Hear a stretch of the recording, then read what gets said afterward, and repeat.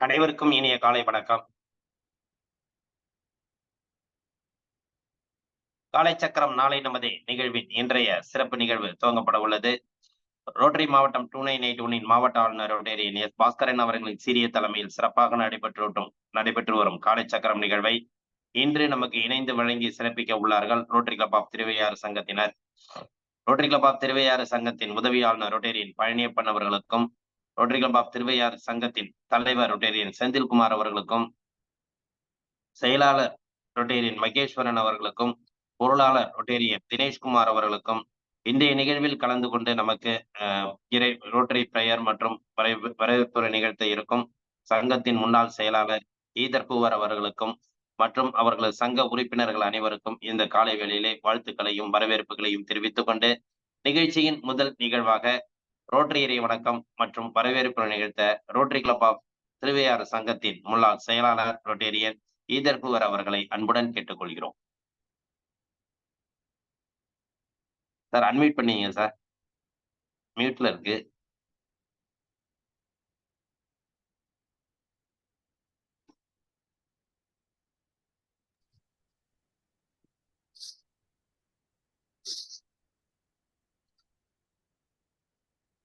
Sir unmute பண்ணலாம்.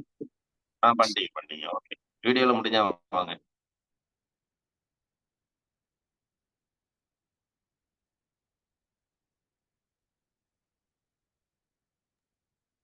Okay sir, rotary prayer வாசிக்கலாம். Video வந்துச்சா சார்? வரல சார், பக்கத்துலயே இருக்கும் பாருங்க, அதான் பண்ணு. இல்ல திருப்பி மியூட் போட்டீங்க.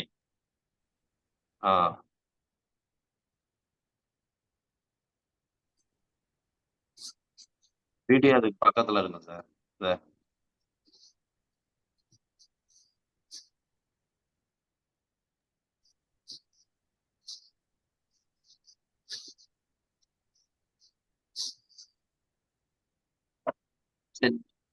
சரி சார், வாசிச்சிருங்க.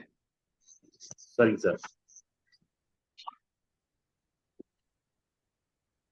இறைவா, மனித குலத்தை படைப்பித்த தந்தையே, உயர்ந்த நிறைவான நன்னறிகளை அடிப்படையாக கொண்ட ரோட்டரி கொள்கையால் இவ்வியக்க நிறுவனரை அகத்துண்டல் செய்தமைக்கு நாங்கள் உமக்கு நன்றி கொள்கின்றோம்.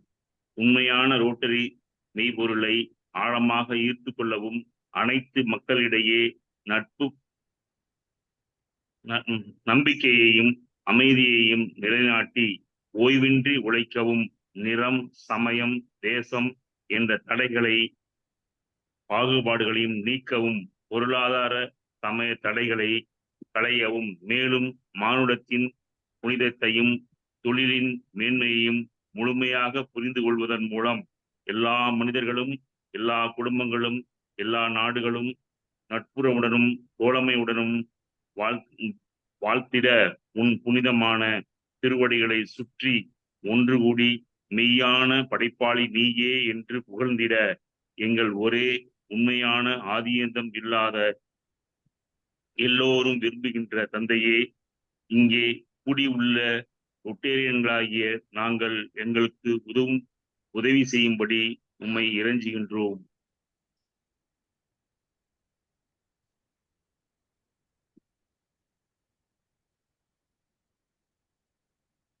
நன்றி சார். அடுத்த நிகழ்வாக வரவேற்புரை.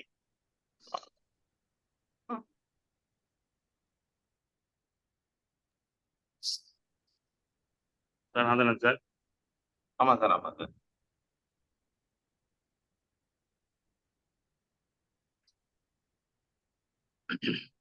வணக்கம். அன்பிற்கினிய நண்பர்கள், ரொட்டேரியன்கள், அவர்தம் இல்லத்தார் நண்பர்கள் அனைவருக்கும் எங்கள் இனிய காலை வணக்கம். காலச்சக்கரம் நிகழ்வில் ரொட்டேரியன்களாக தவிர அவர்தம் இல்லத்தினரும் இனிய நண்பர்களும் பங்கேற்று பயனடைகிறார்கள் என்றறிந்து பெரும் மகிழ்ச்சி அடைகின்றோம். ரோட்டரி இயக்கம் எந்த சிறு முயற்சி எடுத்தாலும் பயனாளிகள் எளிய மக்கள்தாம். அந்த வகையில் இந்த காலச்சக்கர முயற்சியை விதையாக ஊன்றிய பெருமக்களை மகிழ்ச்சியோடும் நன்றியோடும் நினைப்போம்.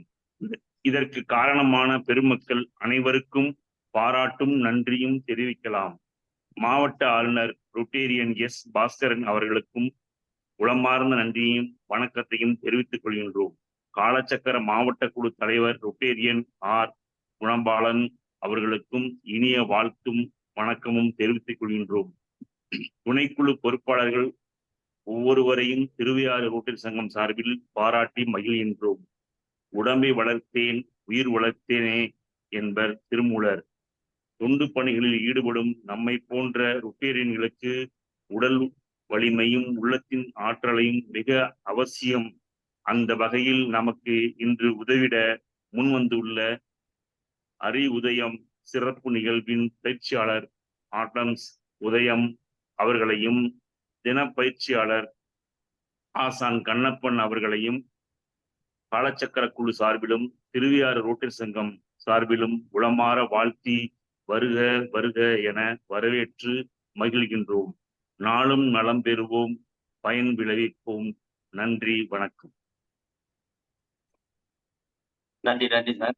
இன்றைய வேளையில் நமக்கு அற்புதமாக ரோட்டரி இறை வணக்கம் மற்றும் வரவேற்புரை நிகழ்ச்சி சிறப்பித்துக் கொடுத்த ரோட்டரி கிளப் ஆஃப் திருவையாறு சங்கத்தின் முன்னாள் செயலாளர் ரொட்டேரி நீதர் குவர் அவர்களுக்கு நெஞ்சார்ந்த நன்றிகளையும் வாழ்த்துக்களையும் தெரிவித்துக் கொண்டு நிகழ்ச்சியின் அடுத்த நிகழ்வாக இறைவேண்டுதல் அளிக்க ஆசான் கண்ணப்பன் ஐயா அவர்களை அன்புடன் கேட்டு அனைவருக்கும் ஞாயிறு இனிய காலை வணக்கம். ஒட்டிய வயிறும் உயர்ந்த நெஞ்சமும் திறந்த தோள்களும் தென்னிய நெஞ்சமும் துள்ளும் கால்களும் துவளா இதயமும் மலர்ந்த முகமும் கனிந்த பார்வையும் இவையாவும் பெற்று இயற்கையோடு இறையுணர்வோடு இணைந்து வாழ்வோம். நம்மனம் சாந்தமானது, இரக்க குணமுடையது, நல்வினையாற்றக்கூடியது. இந்நல்வழியில் தொடர்ந்து பயணிப்போம். வாழ்க வளமுடன், வாழ்க வையகம்.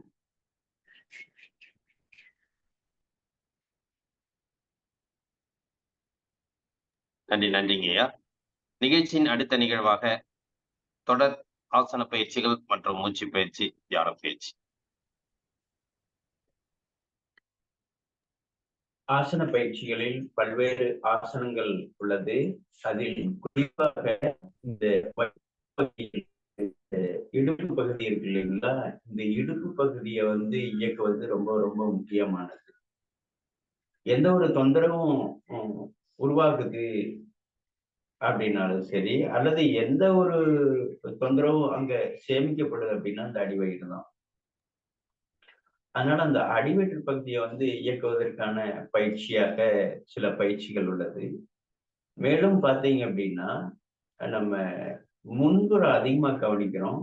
இந்த பின்புறமாக ஓடக்கூடிய நரம்புகள் இருக்கு இல்லையா, இந்த கண்டைக்கால், பின்னாடி இந்த இடுப்பு, இந்த முதுகு, இந்த வழியாக ஓடக்கூடிய நரம்புகளை தூண்டுவதற்கான சில பயிற்சி முறைகள் உள்ளது. மற்ற உடல் பயிற்சி எல்லா பயிற்சிகளை விட யோகத்துல என்ன வேறுபட்டு இருக்குது அப்படின்னா, ஒவ்வொரு பகுதிக்கும் குறிப்பிட்ட மாதிரியான பயிற்சிகள் உருவாக்கப்பட்டிருக்கு. இரண்டாவது விஷயம் என்ன அப்படின்னா, உடல் பயிற்சிக்கும் யோக பயிற்சிக்கும் என்ன வித்தியாசம் அப்படின்னா, உடல் பயிற்சி செய்யும் பொழுது ஆற்றல் செலவாகும், யோக பயிற்சி செய்யும் பொழுது ஆற்றல் கூடும். செலவிட்டு அதுக்கு பிறகு அதை ஓய்வுபடுத்தி சேமிக்கப்படும். உடற்பயிற்சி ஆகட்டும், அல்லது ஜிம் ஆகட்டும், மற்ற நடைப்பயிற்சி ஆகட்டும். ஆனா யோக பயிற்சியில மட்டும்தான் சேமிக்கப்படுது. அப்படிப்பட்ட பயிற்சியில நம்ம இந்த பின்புறம் இயக்குவதற்கான பயிற்சியாக இன்னைக்கு ஒரு 2 பயிற்சிகளை பார்க்க போறோம். அதுக்கு பிறகு பாத்தீங்கன்னா, நேத்து நம்ம பார்த்தது என்ன அப்படின்னா, இந்த சுவாச பயிற்சி, அந்த கபாலபதி பஸ்திரிகா யாரெல்லாம் பண்ணலாம் பண்ணக்கூடாது அப்படிங்கிற விஷயத்த பார்த்தோம்.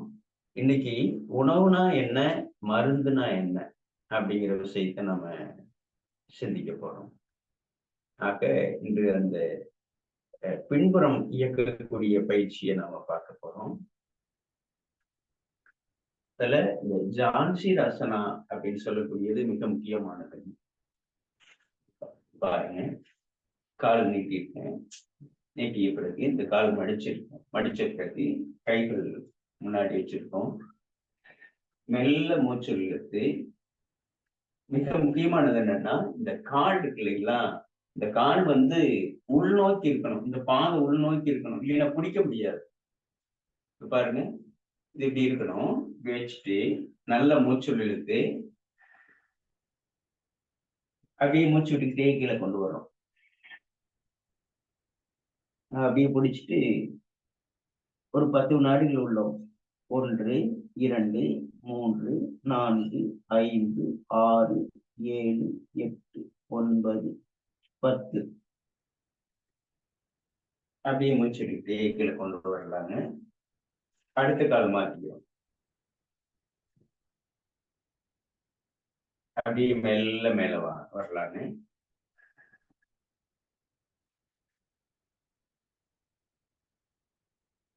1, 2, 3, 4, 5, 6, 7, 8, 9, 10. அப்படியே கீழே கொண்டு வரணும். அடுத்து 2 கால்களையும் சேர்த்து வச்சிடணும். ஸ்பைனல் கார்டு நேரா இருக்கணும். நேராக வைத்து இரு கைகளையும் பக்கவாட்டில் வைத்து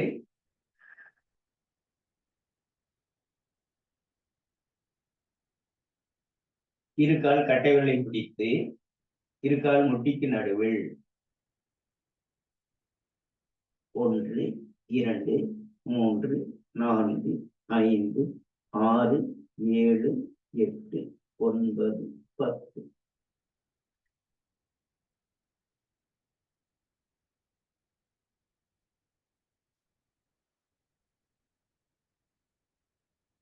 இதே ஆசனத்தை வந்து நின்ற நிலையிலும் போட போறோம். சூரிய வணக்கத்துல 3வது நிலை வரும் இல்லைங்களா, பாதகஸ்தாசனம். அது ரொம்ப முக்கியமான நிலையாக சொல்லப்படுது. நீங்க செஞ்சு பார்த்தீங்கன்னாவே தெரியும். அவ்வளவு அந்த ரிலீஸ் கிடைக்கும். அந்த ஒரு ஆனந்தமா இருக்கும். பிரீதிங்கே மாறுபடும். நீங்க சாதாரணமாக இருக்கக்கூடிய நிலையில தொடக்கத்துல இருக்கக்கூடிய சுவாச நிலை வேறு, நீங்க பயிற்சி பண்ணிட்டு பார்க்கக்கூடிய நிலை வேறு. அதை ஒவ்வொரு நாளும் நீங்க உணர்ந்து பாருங்க. அவ்வளவு திருப்தி இருக்கும். நேர் நின்னுட்டு ஏற்கனவே செய்த பயிற்சி தான். சூரிய வணக்கம் இருக்கிறவங்களுக்கு எல்லாருக்குமே தெரியும். அது இருக்கக்கூடிய முக்கியத்துவம் என்ன அப்படிங்கிறத நம்ம இன்னைக்கு படியிருக்கிறோம். நன்றாக மூச்சு காற்றை உள்ளிழுத்து அப்படியே கீழே கொண்டு வாங்க.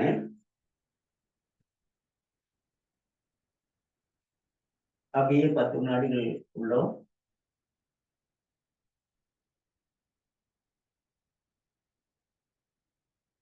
ஒன்று, 2, 3, 4, 5, 6, 7, 8, 9, 10.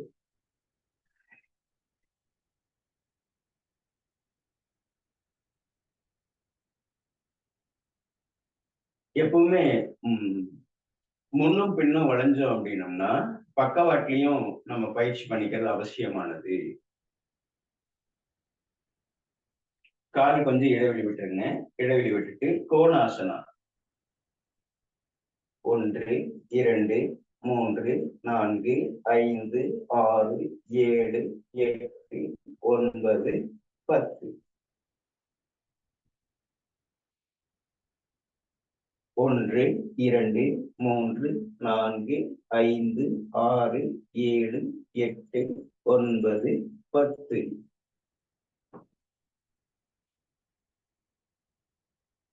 அப்படியே சாதாரண நிலையில் அமர்ந்துடுறோம்.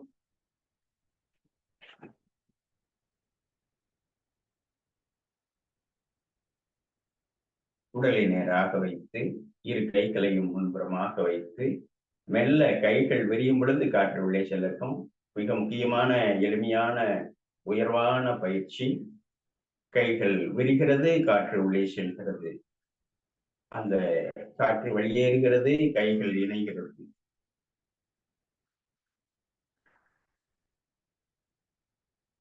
ஆழ்ந்து உள்ளே சென்று மெல்ல வெளியேறட்டும். கண்கள் மூடி செய்யலாங்க.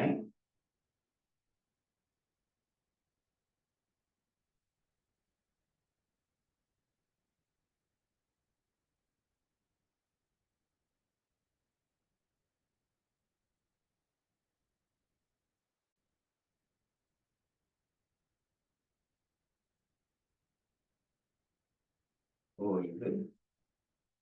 அப்படியே நேராக நம்ம பிரமிடு பார்த்திருக்கோம். ஆனா அந்த உடலே ஒரு பிரமிடு என்பதை நாம் உணர வேண்டும். இந்த நிலையில் ஒரு பிரமிடனுடைய அமைப்பில் உள்ள இந்த கை வணங்குறோம் இல்லைங்களா? இந்த வணங்கும் பொழுது இந்த பிரமிடனுடைய அமைப்பு இருக்கும். தரிசனம் கூட நீங்க இப்படி வணங்குவது ரொம்ப நல்லது. அப்படியே மூச்சு விட்டுக்கிட்டே கைகளை கொண்டு வர்றோம். மீண்டும் கை உயர்கிறது, காற்று உள்ளே செல்கிறது. ஆழ்ந்த மூச்சு இழுத்து மெல்ல மெதுவாக வெளியில் வரட்டும்.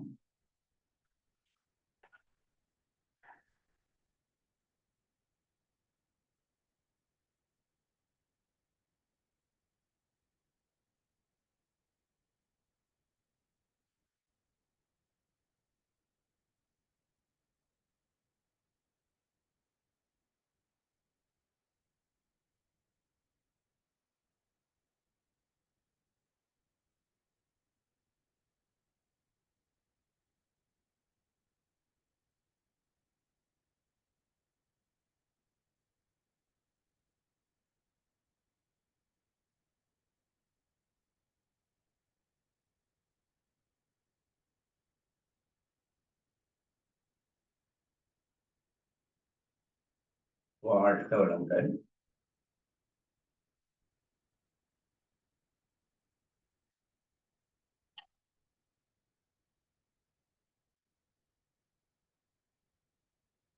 நண்பர்களே, நம்ம பார்த்த அனுபவங்கள்ல உங்களோட பகிர்ந்துக்கணும்னு இன்னைக்கு நினைச்சது பார்த்தீங்க அப்படின்னா, உணவுக்குள்ள இருக்கக்கூடிய விஷயம். இப்போ நல்ல ஆரோக்கியமானவங்களுக்கு எந்த மாதிரியான உணவுகள் இருக்கணும், ஆரோக்கியம் குன்றியவர்களுக்கு, உடல் தொந்தரவுகளோட இருக்கிறவர்களுக்கு, அல்லது மருத்துவம் எடுத்துக்கொள்வதற்கு, அல்லது நோய் எதிர்ப்பாற்றல் கூடி உடலை புதுப்பித்து கொள்ளக்கூடிய நிலை, உடலை பெற்றிருக்கக்கூடிய நிலையில நம்ம எப்படி பின்பற்றணும் அப்படிங்கிற விஷயத்த நம்ம இப்ப பார்க்க போறோம். இப்போ நோய் அப்படிங்கிறது, உடல் தொந்தரவு என்பது உடலை தன்னைத்தானே தகவமைத்துக் கொள்ளக்கூடிய நிலையதான் நம்ம நோயின்னு பேர் வச்சிருக்கிறோம். நோய் என்பது உடலுக்கு நன்மை செய்தா தீமை செய்தா அப்படின்னா நன்மையே செய்யுது. நோய் நண்பனா பகைவனா? புலவர் ராமகிருஷ்ண ஐயாவுடைய தத்துவமே என்ன அப்படின்னா, நம்ம சிவசைலத்துல இருக்கக்கூடிய அந்த பாடத்திட்டங்களை நீங்க மறுபடியும் நினைவு கொண்டு வரலாம். நோய் என்பது நன்மை செய்தா தீமை செய்தா, ஒரு சளியாகட்டும், அல்லது வாந்தி ஆகட்டும், பேதி ஆகட்டும், காய்ச்சல் ஆகட்டும், அல்லது வேற ஏதாவது ஒரு நீர் வடிகிறதாகட்டும், இது நமக்கு நன்மை செய்தா தீமை செய்தா அப்படின்னு சிந்திச்சோமானால் உடலுக்கு நன்மையே செய்கிறது. அதே சமயத்துல இப்ப வரக்கூடிய பருவகாலங்கள்ல காய்ச்சல் வரும், சளி வரும், உடல் வலி வரும். வலினாவே அந்த இடத்துக்கான பிராண சக்தி போகலின்னு அர்த்தம். வலி அப்படின்னா காற்றுன்னு பொருளுங்க. உளவி அப்படிங்கிற பொருள், புறவி அப்படிங்கிறாரு, துடி அப்படின்னு இருக்கு. அப்போ இது எல்லாமே காற்று. அப்போ ஒரு இடத்துல வழி வருது அப்படின்னா அந்த இடத்துல மெட்டபாலிசம் நடக்கல, வளர்சிதை மாற்றம் நடக்கல, காற்று போகல அப்படின்னு பொருள். அப்போ அந்த இடத்துக்கு காற்றை செலுத்துவதுதான் மருத்துவமா வழிய வேற எதுவுமே கிடையாது. அப்ப எதுவெல்லாம் காற்றை உள்ள செலுத்தும் அப்படின்னு நம்ம பார்த்தோம் அப்படின்னா, காரத்தன்மையான உணவுகள், அந்த சூப் வகைகள், மூலிகைகள் அப்படின்னு சொல்லப்படுது. அப்போ கீரைகள்லயே பார்த்தீங்க அப்படின்னா சிலது குறைவான சக்தியை கொடுக்கும், சிலது ஆற்றலை அளப்பரியதாக கொடுக்கும். மருந்து என்பது குறுகிய உணவாக இருக்கும். ஒரு மிளகு அது ரொம்ப சிறிய உருவம் கொண்டது. ஆனா அதை கடிக்கும் பொழுது, அது உள்ள போகும் பொழுது அது விரிவடையும். விரிவடைகிறது மருந்து. அது தூதுவளையா இருக்கலாம், கரிசாலையா இருக்கலாம், அல்லது பொன்னாங்கண்ணியா இருக்கலாம், துளசியா இருக்கலாம், திருநீற்று பச்சையா இருக்கலாம். இதெல்லாம் மருந்துகள். இந்த மருந்துகள் வந்து உணவாகும் அப்படின்னா அது எல்லா காலகட்டத்திலையும் எல்லா உடம்புக்கும் பொருந்துமானா பொருந்தாது. அப்ப அது எப்ப பொருந்தும் அப்படின்னு பார்க்கணும். சில நபர்கள் என்ன பண்றாங்க அப்படின்னா, இது மருந்தாக மாறட்டும் அப்படின்ட்டு நல்ல இயல்பு நிலையில இருக்கிற போதே அதை சாப்பிடுறாங்க. குறிப்பா ஒரு வேப்பங்குழந்தை கூட வந்து தொடர்ச்சியாக காலையில் காலையில் மென்னு சாப்பிடக்கூடியது இருக்காங்க. அப்படி சாப்பிடக்கூடாது. அதே போல இந்த கபசுர குடிநீர் அந்த மழை காலத்துல மட்டும்தான் குடிக்கணும். தொந்தரவு இருக்கிறவங்க மட்டும்தான் குடிக்கணும். மே மாசத்துல கூட குடிச்சாங்க. இதெல்லாம் வந்து மிகப்பெரிய பாவம். பாவம் வெளியில வந்து நம்ம அடுத்தவங்களுக்கு செய்யறதில்ல. இந்த உடலுக்கு செய்யறது கூட ஒரு பாவச் செயல்ங்கிறாங்க. அந்நிய பொருளை, தேவையில்லாத பொருளை, இந்த உயிராற்றலை தேவையில்லாம செலவிடக்கூடியதும் ஒரு பாவமே அப்படிங்கிறாங்க. அப்போ அந்த சேமிக்கக்கூடிய நிலையில தான் நம்ம கொடுக்கணும். சைவம், அசைவம் கூட இதைத்தான் சொல்றாங்க. அந்த உயிர்கொலை அப்படின்னு சொல்றது கூட, அது தானாகவே இறக்குது. ஒரு மீன் குட்டையில வந்து மீன் இருக்கு. அது இந்த உடம்புக்கு எடுத்தாலும் சாகுது, எடுக்கலினாலும் சாகுது. அந்த பருவகாலம் முடியும் பொழுது, அந்த வெயில் காலம் வரும் பொழுது இப்படிதான் இருக்கு. அப்போ இதுல ரொம்ப முக்கியமானது இந்த உடலுக்கு கொடுக்கும் பொழுது, அந்த உணவால வந்து இதற்கு சேமிப்பு வருதா? அல்லது நட்டம் வருதா? இந்த 2 விஷயத்த பார்க்கும் பொழுது நமக்கு புரிஞ்சிடும். இன்னொரு விஷயம் பார்த்தீங்க அப்படின்னா, இந்த உடல் நலம் குன்றியவர்களுக்கு நிறைய இந்த கருப்பு கவுனிய கஞ்சிய வச்சு குடுக்கறது, சிறுதானியங்கள்ல உணவு குடுக்கறது, கீரைகள குடுப்பது, இதெல்லாம் தவறு.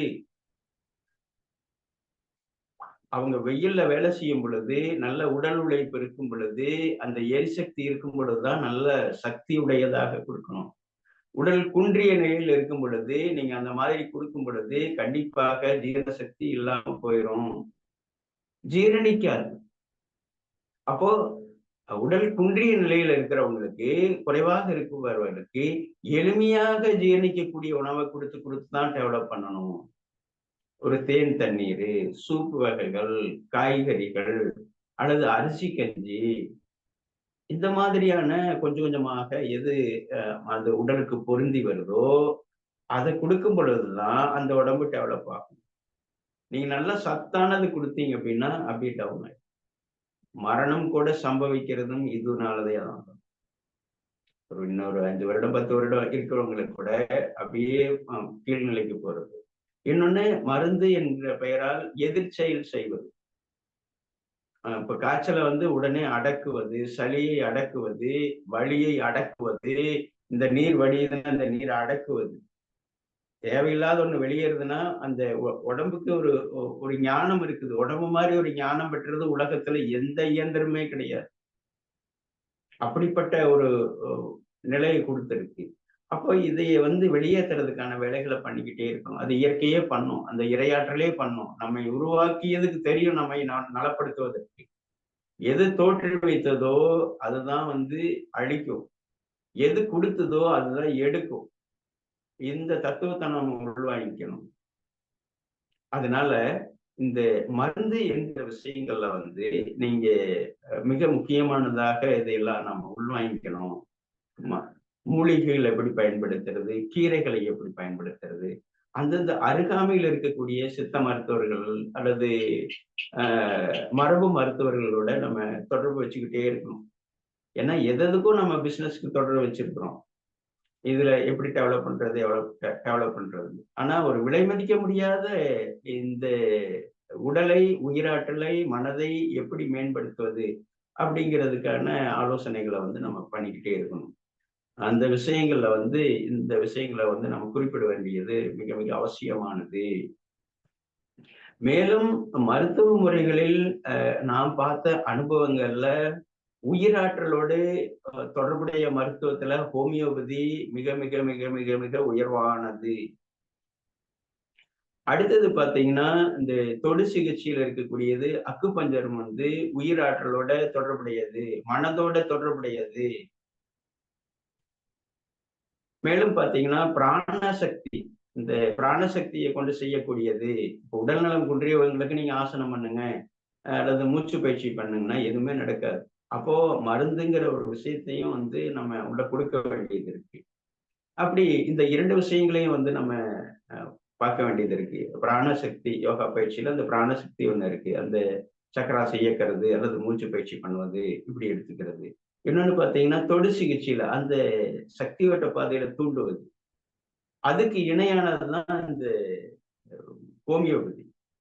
அந்த ஹோமியோபதிக்கு அடுத்து தான் வந்து சித்த மருத்துவம் வேலை செய்யுது. சித்த மருத்துவத்திலேயே நம்ம அந்த பஸ்பம், செந்தூரம், சூப் வகைகள் கிட்டத்தட்ட அது இணையாக வரும். நேரடியாக அந்த இலையோ, சூரணம் எல்லாம் வந்து ஜீரணிக்கிறதுல கொஞ்சம் கடினம் இருக்கும்.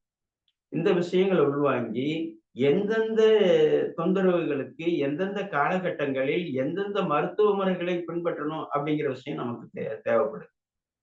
இப்போ அலோபதியும் கூட ஆங்கில மருத்துவம் கூட அந்த எந்த நிலையில இருக்காங்க அந்த நபர் அப்படிங்கிறது கூட அந்த நிலையில அது சரியானதே.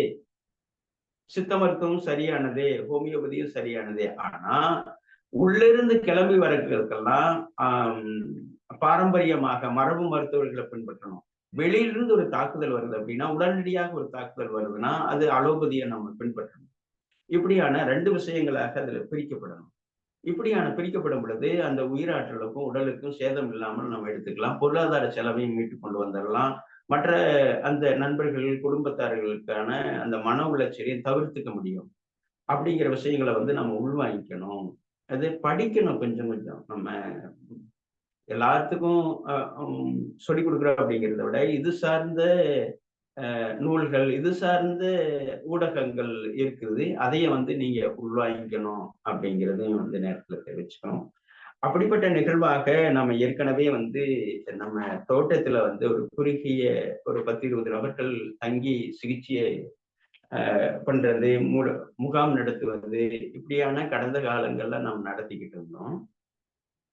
இப்ப பாத்தீங்க அப்படின்னா திருப்பூர் மாவட்டத்துல சின்னதாராபுரம்ங்கிற இடத்துல ஒரு பாலிடெக்னிக் கல்லூரி இருந்தது. அந்த கல்லூரி வந்து மாணவர்கள் குறைவால செயல்பாடு இல்லாம இருந்தது. அந்த நிறுவனத்தை வந்து இந்த முகாம் நடத்துறதுக்கு நமக்கு அனுமதி கொடுத்திருக்காங்க. ஒரு மிகப்பெரிய விஷயமாக நினைக்கிறோம். அந்த இடத்துல வந்து ஆறு ஓடுது. அமராவதி ஆறு அப்படிங்கிறது ஒரு 1 கிலோமீட்டருக்குள்ள ஓடுது. அந்த வளாகம் பார்த்தீங்கன்னா பெரிய வளாகம். ஒரு 30-40 ஏக்கர் இருக்கு. அதுக்குள்ள ஒரு 100 நபர்கள் தங்கலாம். அந்த தங்கி அங்கேயே வந்து நம்ம யோக பயிற்சி, மூலிகையினுடைய பயன்பாடு, மண் குளியல், எண்ணெய் குளியலை வந்து போடுறதுக்கு திட்டமிட்டு இருக்கிறோம். வர்ற 15, 16 வர்ற ஞாயிற்றுக்கிழமை காலையில நம்ம துவக்கம் செய்து திங்கட்கிழமை மாலையில அதை நிறைவுபடுத்துறோம். இந்த காலை சக்கரத்துல நிகழ்த்தக்கூடிய ஆசான்கள் சில பேர் வர்றதுக்கான வாய்ப்பு இருக்கு. மேலும் எனக்கு கற்றுக் கொடுத்த என்னுடைய தோழமையுடைய நண்பர்களும் அந்த இடத்துல சங்கமிக்க இருக்காங்க. கட்டணம் நம்ம எதுவும் தீர்மானிக்கல. முன்னையெல்லாம் போடும் பொழுது நம்ம கட்டணம் வச்சுதான் பண்ணணும். இது துவக்கமாக இருக்கிறதுனால வந்து நம்ம நன்கொடையாக என்ன கொடுத்தாலும் எடுத்துக்கிட்டு அந்த நிகழ்வு வந்து நிகழ்த்த போறோம். அதனால ஒரு அரிய வாய்ப்பு. இந்த வாய்ப்பை வந்து பயன்படுத்திக்கணும்னு கேட்டுக்கிட்டு மீண்டும் தொடர்ந்து சிந்திப்போம், சந்திப்போம். நேரம் கருதி வாழ்க வளமுடன், வாழ்க வையகம்.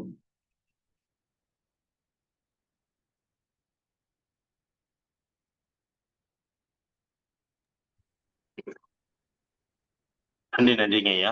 இன்றைய வேளையில் அற்புதமாக நமக்கு காலை வேளையில் நல்ல ஒரு ஆசன பயிற்சிகளையும் சிறப்பான ஒரு எல்லாருக்கும் வந்து இன்னைக்கு வந்து ஒரு நல்ல ஒரு கருத்தை அந்த ஐயா சொல்லியிருக்காங்க.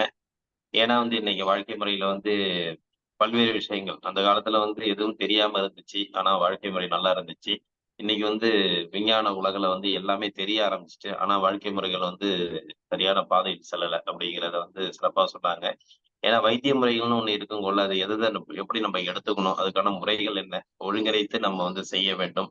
ஏதோ சொல்றதெல்லாம் நம்ம எடுத்துக்கிட்டோம்னா அந்த உடல் வந்து நமக்கு எப்படி அந்த உபாதைகள் கொடுக்கும், அந்த உடலுக்கு ஏற்ற ஒரு விஷயங்களை நம்ம எப்படி சரியா பயன்படுத்த வேண்டும் என்பதை பற்றி உணவு முறைகளா இருக்கட்டும், மற்ற முறைகளாக இருக்கட்டும், எல்லாத்தையும் வந்து சிறப்பா நம்ம வந்து நமக்கு ஏற்றவாறு சிறப்பான முறையில் செய்ய வேண்டும். அவரவர்கள் உடல்நிலைக்கு ஏற்றவாறு செய்ய வேண்டும் என்ற அற்புதமான கருத்தை இன்று நமக்கு வலியுறுத்தி சிறப்பித்துக் கொடுத்து, மற்றும் தங்களுடைய ஒரு நிறுவனம் வரும் அடுத்த ஞாயிற்றுக்கிழமை அன்னைக்கு திறக்கிறதா சொல்லியிருக்காங்க. சந்தோஷம், வாழ்த்துக்கள். அதற்கும் இந்த காலச்சக்கரம் நிகழ்வு நண்பர்கள் முடிந்தால் கலந்து கொண்டு சிறப்பிக்க வேண்டும் என்று கேட்டுக்கொண்டு இந்த நிகழ்விலே நமக்கு இன்றைய நிகழ்வை சிறப்பு நிகழ்வாக ஏற்படுத்தி கொடுத்து சிறப்பித்து கொடுத்த ஆசான கண்ணப்பன் ஐயா அவர்களுக்கு நெஞ்சார்ந்த நன்றிகளையும் வாழ்த்துக்களையும் தெரிவித்துக் கொள்கிறோம். நன்றி ஐயா.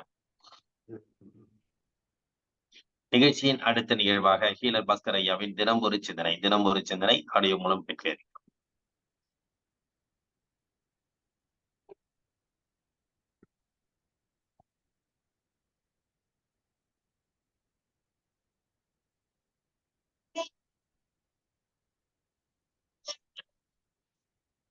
விவசாயி சீர்படட்டும் நிர்வாகம். வேந்த டிவி நேயர்களே, காலை வணக்கம். இன்று டான்சில் என்ற உறுப்பு என்ன வேலை செய்யுது, அதுக்கு ஏன் நோய் வருது, அதை எப்படி சரி பண்றது அப்படிங்கிறத இயற்கையா பார்க்கலாம். நமது உடம்புல டான்சில் அப்படிங்கிற உறுப்பு இங்க இருக்கு. இதோட வேலைகள் என்னன்னா, நம்ம சாப்பிட்ற சாப்பாடு, குடிக்கிற தண்ணி, இழுக்கிற மூச்சு காத்து, இதையெல்லாம் டெம்பரேச்சரை ஒழுங்கு பண்ற வேலையை பண்ணுது, வெப்பநிலையை. ரெண்டாவது, பிஹெச் வேல்யூவை ஒழுங்கு பண்ற வேலையை பண்ணுது.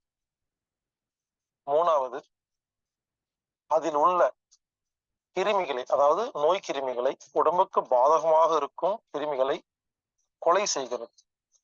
இந்த 3 வேலை தான் டான்சில் பண்ணுது.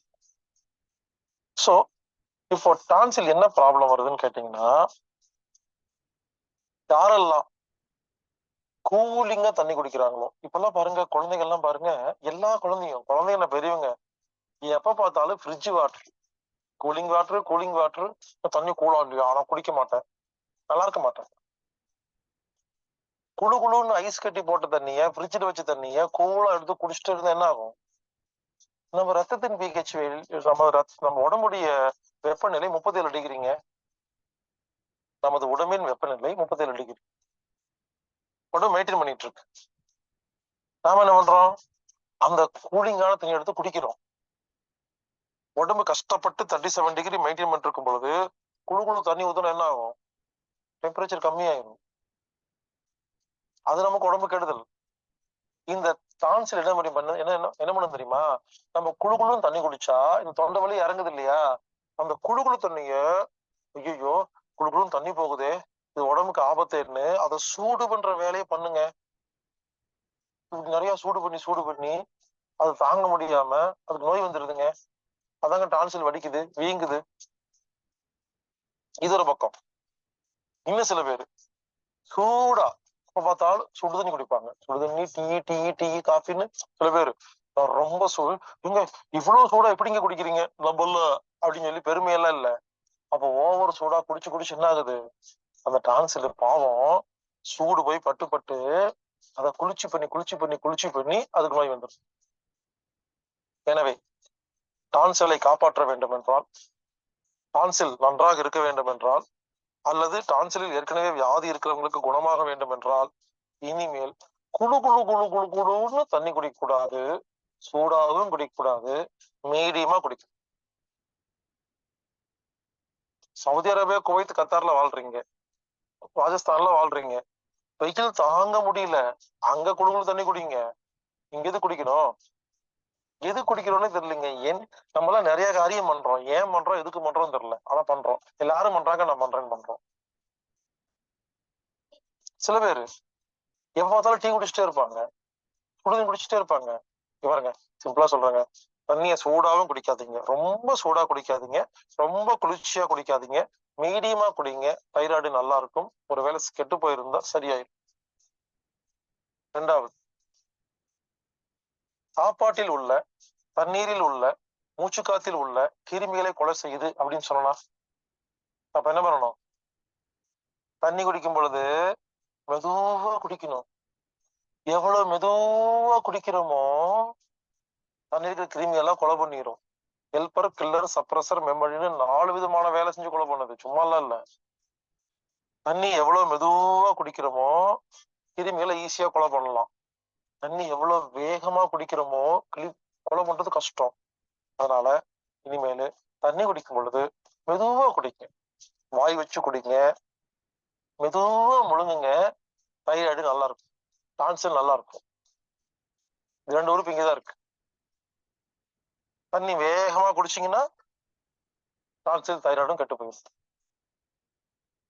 அடுத்தது, இந்த கொசுவத்தி பயன்படுத்தி யாரெல்லாம் தூங்குறீங்களோ அந்த கொசுவத்தி வாசத்துல அந்த விஷம் இருக்கா, குப்பை இருக்கா? கெமிக்கல் தானே, அது விஷம் தானே. அந்த குப்பையான காத்து மூக்கு வழியா உள்ள போகும்போது இந்த டான்சில் என்ன பண்ணுது, அந்த விஷத்தை எல்லாம் முறிக்கிறதுக்கு ட்ரை பண்ணி கெட்டு போயிருதுங்க. அதே மாதிரி சாப்பாடு சாப்பிடும்போது கப்புன்னு முழுங்குறது என்ன ஆகும், டான்சில் கெட்டு போயிடும். இவ்வளவுதாங்க. சாப்பாடு, தண்ணி, மூச்சு காத்து, இது 3 தொண்டை வழியா ஒழுங்கா உள்ள போகலைன்னா டான்சில் ப்ராப்ளம் பண்ணுங்க. இது 3 ஒழுங்கா போனா சரியா போயிடும். அதனால இனிமேலு எதை சாப்பிட்றதா இருந்தாலும் பசி எடுத்தாதான் சாப்பிடணும். நல்லா உதட்ட மூடி பாருங்க, உதட்ட மூடி நல்லா மென்னு கூழ் மாதிரி அரைச்சு சாப்பிட்டீங்கன்னா எச்சில் இருக்கு இல்லையா, எச்சில் டெம்பரேச்சரை ஒழுங்கு பண்ணி கிருமிகளை கொலை செஞ்சு பிஹெச் வேலையை ஒழுங்கு பண்ணி டான்சில் செய்ய வேண்டிய வேலையை வாயிலேயே முடிச்சிடணும். அப்போ சாப்பிடும் பொழுது நல்லா மென்னு கூழ் மாதிரி அரைச்சு சாப்பிட்டா டான்சிலுக்கு வேலையே கிடையாது. தண்ணிய மெதுவா முழுங்குனா டான்சிலுக்கு வேலையே கிடையாது. சுத்தமான காத்துல வாழ்ந்தா டான்சிலுக்கு வேலையே கிடையாது. இது 3 கெட்டு போகும் பொழுது டான்சில் என்ன பண்ணுது, அதுல இருந்து நம்மளை காப்பாத்துறதுக்காக நிறைய ஒர்க் பண்ணி அது கெட்டு போயிருதுங்க. அப்புறம் என்ன பண்ணுவாங்க, அதை வெட்டி எடுத்துருவாங்க. அப்புறம் என்ன ஆகும், இருக்கும் பொழுதே ஒழுங்கா இல்லை, அப்புறம் இல்லைன்னா என்ன ஆகும், ரொம்ப கஷ்டங்க. அப்புறம் ரொம்ப ஸ்ட்ரிக்டா ஃபாலோ பண்ணணும். இவருங்க டான்சில் இருக்கிறவங்க, ப்ராப்ளம் இருக்கிறவங்க நான் சொன்னதெல்லாம் செஞ்சா சரியா போயிடும், கொஞ்சம் முன்ன பண்ண செஞ்சாலும் சரியா போயிடும். டான்சில வெட்டியே எடுத்துட்டாங்கன்னு வச்சுக்கோங்களேன், நான் சொல்றதெல்லாம் கரெக்டா ஃபாலோ பண்ணணும், அப்பதான் உடம்பு காப்பாற்ற முடியும். இருக்கிறவங்களே நல்லா இல்ல, அதை வெட்டிட்டு அப்படி நல்லா இருப்போம், யோசிங்க. அதனால இனிமேலு தண்ணி குடிச்சா பொறுமையா குடிங்க. ரொம்ப சூடா வேண்டாம், ரொம்ப குளிர்ச்சியா வேண்டாம். சாப்பாட்டை நல்லா மென்னு கூழ் மாதிரி அரைச்சு சாப்பிடுங்க. காத்தோட்டமான இடத்துல இருங்க, விஷ காத்துல இருக்காதீங்க, குப்பை காத்துல இருக்காதீங்க. இப்படி வாழ்ந்தீங்கன்னா கண்டிப்பா டான்சில் எந்த ஒரு பாதிப்பும் ஏற்படாது. ஒருவேளை பாதிப்பு ஏற்பட்டிருந்தா அது 100 நாளில் 100% சரியா போயிடும். எனவே டான்சில் என்ற உறுப்பு நம்ம உடம்புக்கு பல நல்ல வேலைகளை பண்ணிட்டு இருக்கு. அதை பாதுகாக்க வேண்டியது நமது கடமை. இப்ப சொன்ன மாதிரிலாம் செய்யுங்க. டான்சிலை இயற்கையாக காப்பாற்றி ஆரோக்கியமாக வாழலாம்.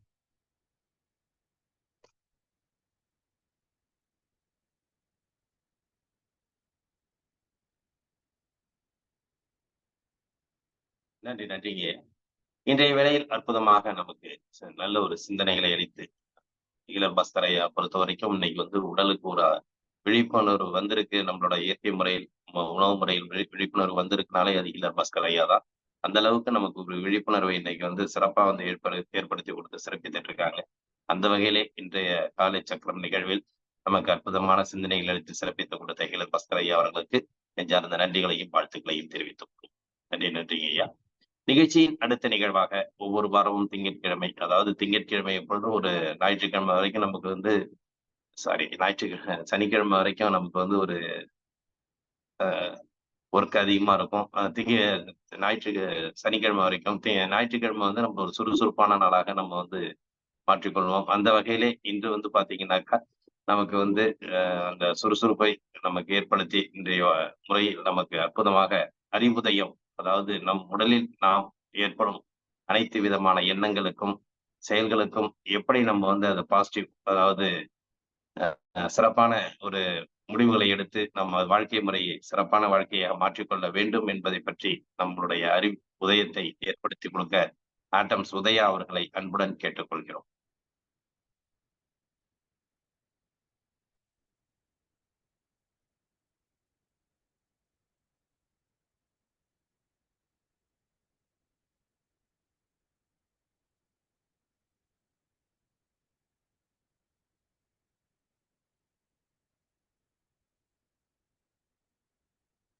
அனைவருக்கும் வணக்கம். நான் பேசுறது கிளியரா கேக்குதுங்களா? கேக்குதுன்னு நினைக்கிறேன். எல்லார் முகத்திலேயும் ஒரு சந்தோஷம் வருது. சந்தோஷம். அனைவருக்கும் ஆக்சிடோசின் வணக்கம். போன வாரம் நம்ம பார்த்தோம் ஒரு முக்கியமான ஒரு ஹார்மோன் நம்ம உடம்புல முக்கியமான நேரத்துல சுரக்குது. அதனால தான் நம்ம உயிரோடு இருக்கணும்னு வச்சுக்கோமே. அதுதான் நம்மள ஆபத்து காலங்கள்ல நமக்கு ரொம்ப உதவிகரமா இருக்கு, நம்மளை பாதுகாப்பா வச்சுக்குது. ஆனா அந்த ஹார்மோனை தேவையில்லாத போதெல்லாம் சுரக்க வைக்கிறதுனால தான் வாழ்க்கையில தேவையில்லாத பிரச்சனை எல்லாம் வருது அப்படின்றதும் போன வாரம் நம்ம தெளிவா புரிஞ்சுக்கிட்டோம். சோ போன வாரம் ஒரு பயிற்சி கொடுத்திருந்தேன். அந்த பயிற்சியை இந்த ஒரு வாரம் செஞ்சு பார்த்தீங்களா? முதல் கேள்வி. பயிற்சியை மறந்துட்டீங்களோ? செஞ்சு பார்த்துருந்தா எஸ் செஞ்சு பார்த்தேன் அப்படின்னு போடுங்க. இல்லைனா இல்லை சார் மறந்துட்டேன் சார், 7 நாள் 7 விதமான கிளாஸ் வைக்கிறாங்க, நீங்க ஞாயிற்றுக்கிழமை வந்து சொல்லிட்டு போயிட்டீங்க, நான் அடுத்த நாள் அடுத்த கிளாஸ் ஃபோக்கஸ் பண்ண ஆரம்பிச்சிட்டேன்.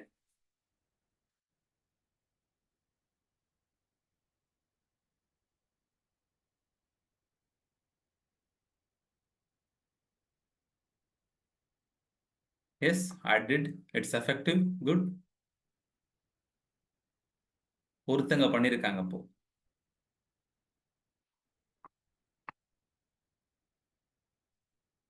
ஓகே, மற்றவங்களாம் பண்ணலைங்களா? அப்போ ஒருத்தங்க தான் பண்ணாங்களா?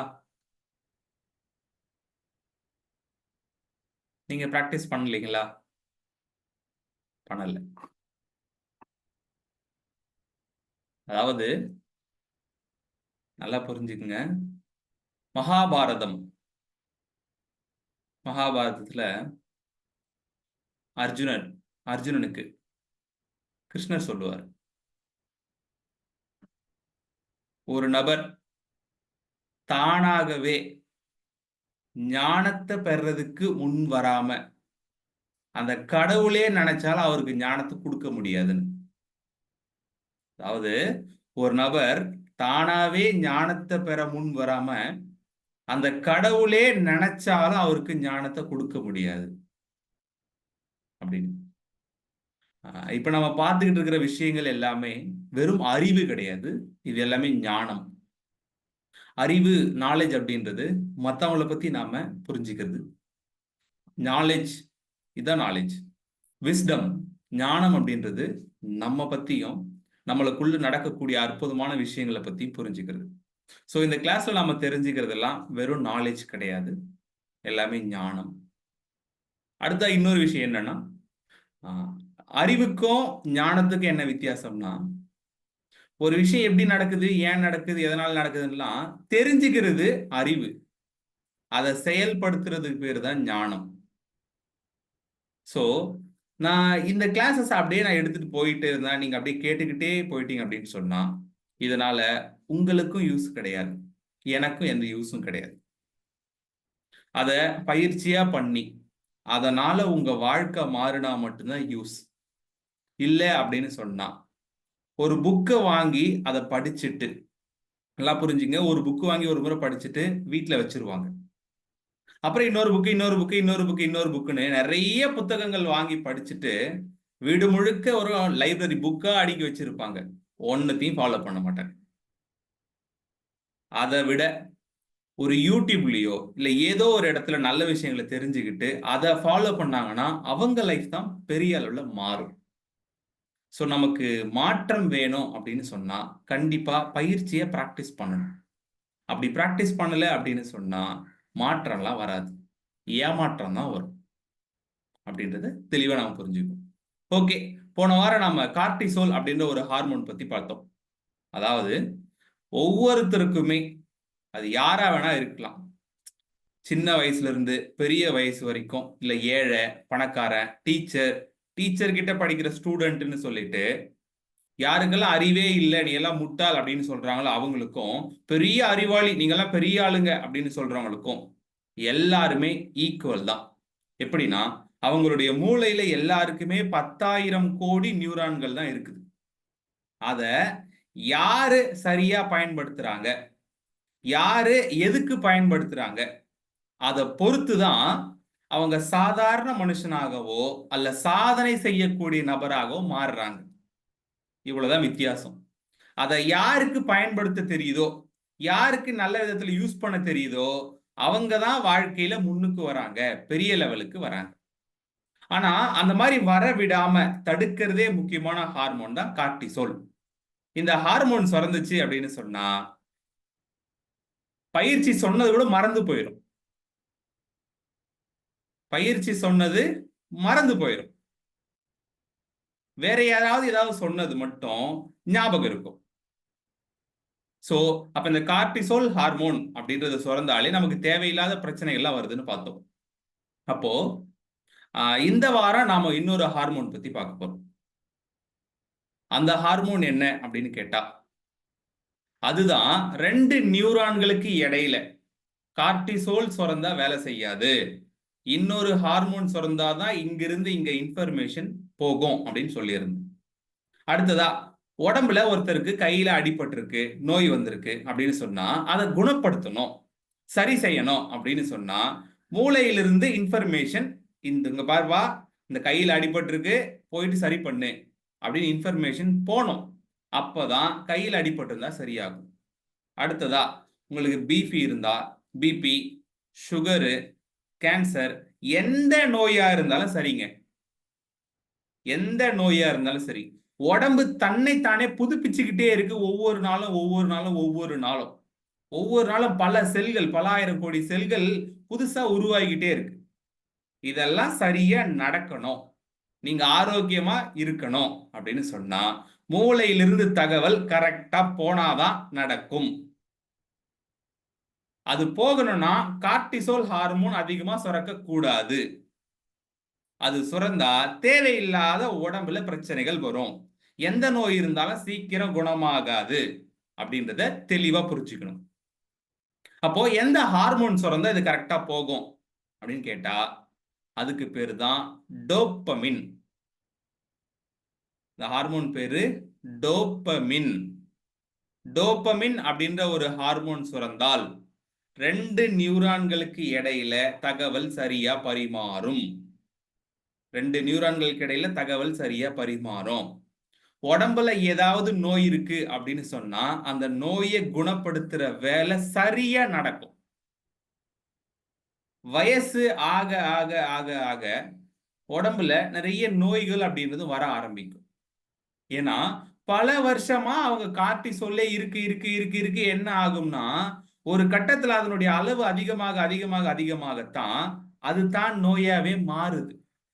அப்போ இந்த டோபமின் ஹார்மோனை பத்தி புரிஞ்சுக்கிட்டு அதை நாம சரியா சுரக்க வைக்க ஆரம்பிச்சிட்டோம் அப்படின்னு சொன்னாலே வயசானா கூட இளமையா, நல்லா புரிஞ்சுக்கங்க, இளமையா இருக்க முடியும். அடுத்ததா எப்பவுமே சந்தோஷமா ஜாலியா இருக்க முடியும். எந்த விதமான நோய் வந்தாலும் உடம்பு தன்னைத்தானே குணப்படுத்துற அளவுக்கு ரெடி ஆயிரும். இதுக்கு நாம தெரிஞ்சுக்க வேண்டிய விஷயம் டோபமின் அப்படின்ற ஒரு ஹார்மோன் பத்தி. இது எப்பங்க சுரக்கும், இது எப்போ சுரக்கும் அப்படின்னு கேட்டா சந்தோஷமா இருக்கும்போது சுரக்கும். டோபமின் எப்ப சுரக்கும்? சந்தோஷமா இருக்கும்போது சுரக்கும். ஆனா அதுதான் இல்லையே, அந்த சந்தோஷம் தான் இல்லையே. அதைத்தானே தேடி தேடி கோயிலா போய்கிட்டு இருக்கோம், குருமார்கிட்டே சுத்தி கேட்டுக்கிட்டு இருக்கோம், ஐயா எனக்கு சந்தோஷத்தை கொடுங்க ஐயா, வாழ்க்கையில ஒரு சந்தோஷம் இல்லை, நிம்மதி இல்லை அப்படின்னு சொல்லிட்டு எங்கெங்கயோ தேடி ஓடிக்கிட்டு இருக்கோம். சோ அதுதான் இங்க பிரச்சனையா இருக்கு. அதாவது ஒரு நபர் சந்தோஷமா இருந்தா அவருக்கு டோபமின் அப்படின்ற ஒரு ஹார்மோன் சுரக்கும். சந்தோஷமா இருந்தா எப்படி இருக்கும்? அப்படியே சந்தோஷம் அப்படின்னு சொல்ற மாதிரி நமக்கு அப்படியே ஒரு குட் ஃபீல் வருது பாத்தீங்களா? அந்த ஃபீலிங்க கொடுக்கறதே அந்த ஹார்மோன் தான். அந்த ஹார்மோன் சுரக்கிறதுனால தான் நமக்கு அந்த சந்தோஷம் அப்படின்றதே வருது. சரிங்க, இத பத்தி அதனாலதான் வள்ளுவர் ஒரு குறள் சொல்லியிருப்பார், இடுக்கண் வருங்கால் நகுக. கேள்விப்பட்டிருக்கீங்களா? இடுக்கண் வருங்கால் நகுக குறள் கேள்விப்பட்டா தெரியல, கவுண்டமணி செந்தில் காமெடி பார்த்திருப்பீங்க. சொல்லுவார், அண்ணே இடுக்கண் வருங்கால் நகுக அப்படின்னு சொல்லிட்டு அது என்னடா அப்படின்னு கேட்ப. அவர் சொல்லுவாரு, துன்பம் வரும்போது சிரிக்கணும்டா அப்படின்னு வள்ளுவர் சொல்லியிருக்காரு. அப்படியா, சரி ஓகே அப்படின்னு சொல்லிட்டு அவங்க கவுண்டமணியோட அம்மா இறந்துருப்பாங்க, செத்து போயிருப்பாங்க. இவர் வந்துட்டு, அண்ணே இடுக்கண் வருங்கால் நகுக, எதுக்கு இப்ப எல்லாம் அழுதுட்டீங்க, எல்லாம் சிரிங்கயா, யோ எல்லாம் சிரிங்க அப்படின்னு சொல்லிட்டு சிரிக்க வச்சிருவாரு. சோ குரல் ஞாபகம் இருக்கோ இல்லையோ தெரியல, செந்தில் கவுண்டமணியோட குரல் நமக்கு நல்லா ஞாபகம் இருக்கு. திருக்குறளை விட இந்த குரலுக்கு தான் பவர் அதிகம். சோ இடுக்கண் வருங்கால் நகுக, அதனை அடுத்து ஊறுவது அதற்கொப்பதில் அப்படின்னு சொல்லியிருப்பார். அதாவது ஒரு நபருக்கு துன்பம் வரும்போது, கஷ்டம் வரும்போது, சங்கடங்கள் வரும்போது, பிரச்சனைகள் வரும்போது, ஒரு கீழ்நிலை பேட் ஃபீலிங்குள்ள போகும்போது கார்டிசோல் அப்படின்ற ஹார்மோன்ஸ் வரும். அது சரியாகணும் அப்படின்னா இடுக்கண் வருங்கால் நகுக, நீ கொஞ்சம் சிரிச்சா போதும், அந்த டைம்ல உனக்குள்ள டோப்பமின் ஹார்மோன் சுரந்துரும். அது உன் மூளைய சரியா வேலை செய்ய வச்சிரும். அது பிரச்சனையை உனக்கு தீர்த்து கொடுக்க ஐடியா கொடுத்துரும் அப்படின்னு சொல்லிட்டு வள்ளுவர் நமக்கு அப்பவே ஐடியா கொடுத்துட்டு போயிருக்காரு. ஆனா எத்தனை பேர் இந்த ஐடியா ஃபாலோ பண்றீங்க? தெரியும் முதல்ல இந்த குறளுக்கு இதாம்பா அர்த்தம், எத்தனை பேருக்கு தெரியும்? ஓ, இடுக்கண் வருங்கால் நகுகன்னா கார்டிசோல் சுரக்கும், அதுக்காக தான் இப்படி சொன்னாரா அப்படின்னு எத்தனை பேருக்கு தெரியும்? எத்தனை பேருக்கு தெரியும்? எனக்கு ஏற்கனவே தெரியும் சார் சொன்னா எஸ் அப்படின்னு போடுங்க. இப்பதான் சார் கத்துக்கிறேன் அப்படின்னு சொன்னா நோன்னு போடுங்க. இல்ல வெறும் ஒய் வெறும் என் கூட போடுங்க. ஒய்னா எஸ், நோனா என். வெறும் ஒய் வெறும் என் கூட சிம்பிளா போடணும், அவ்வளவுதான். ஒய் அல்லது என்.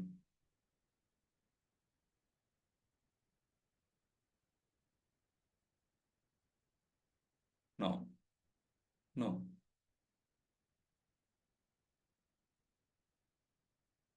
நோ.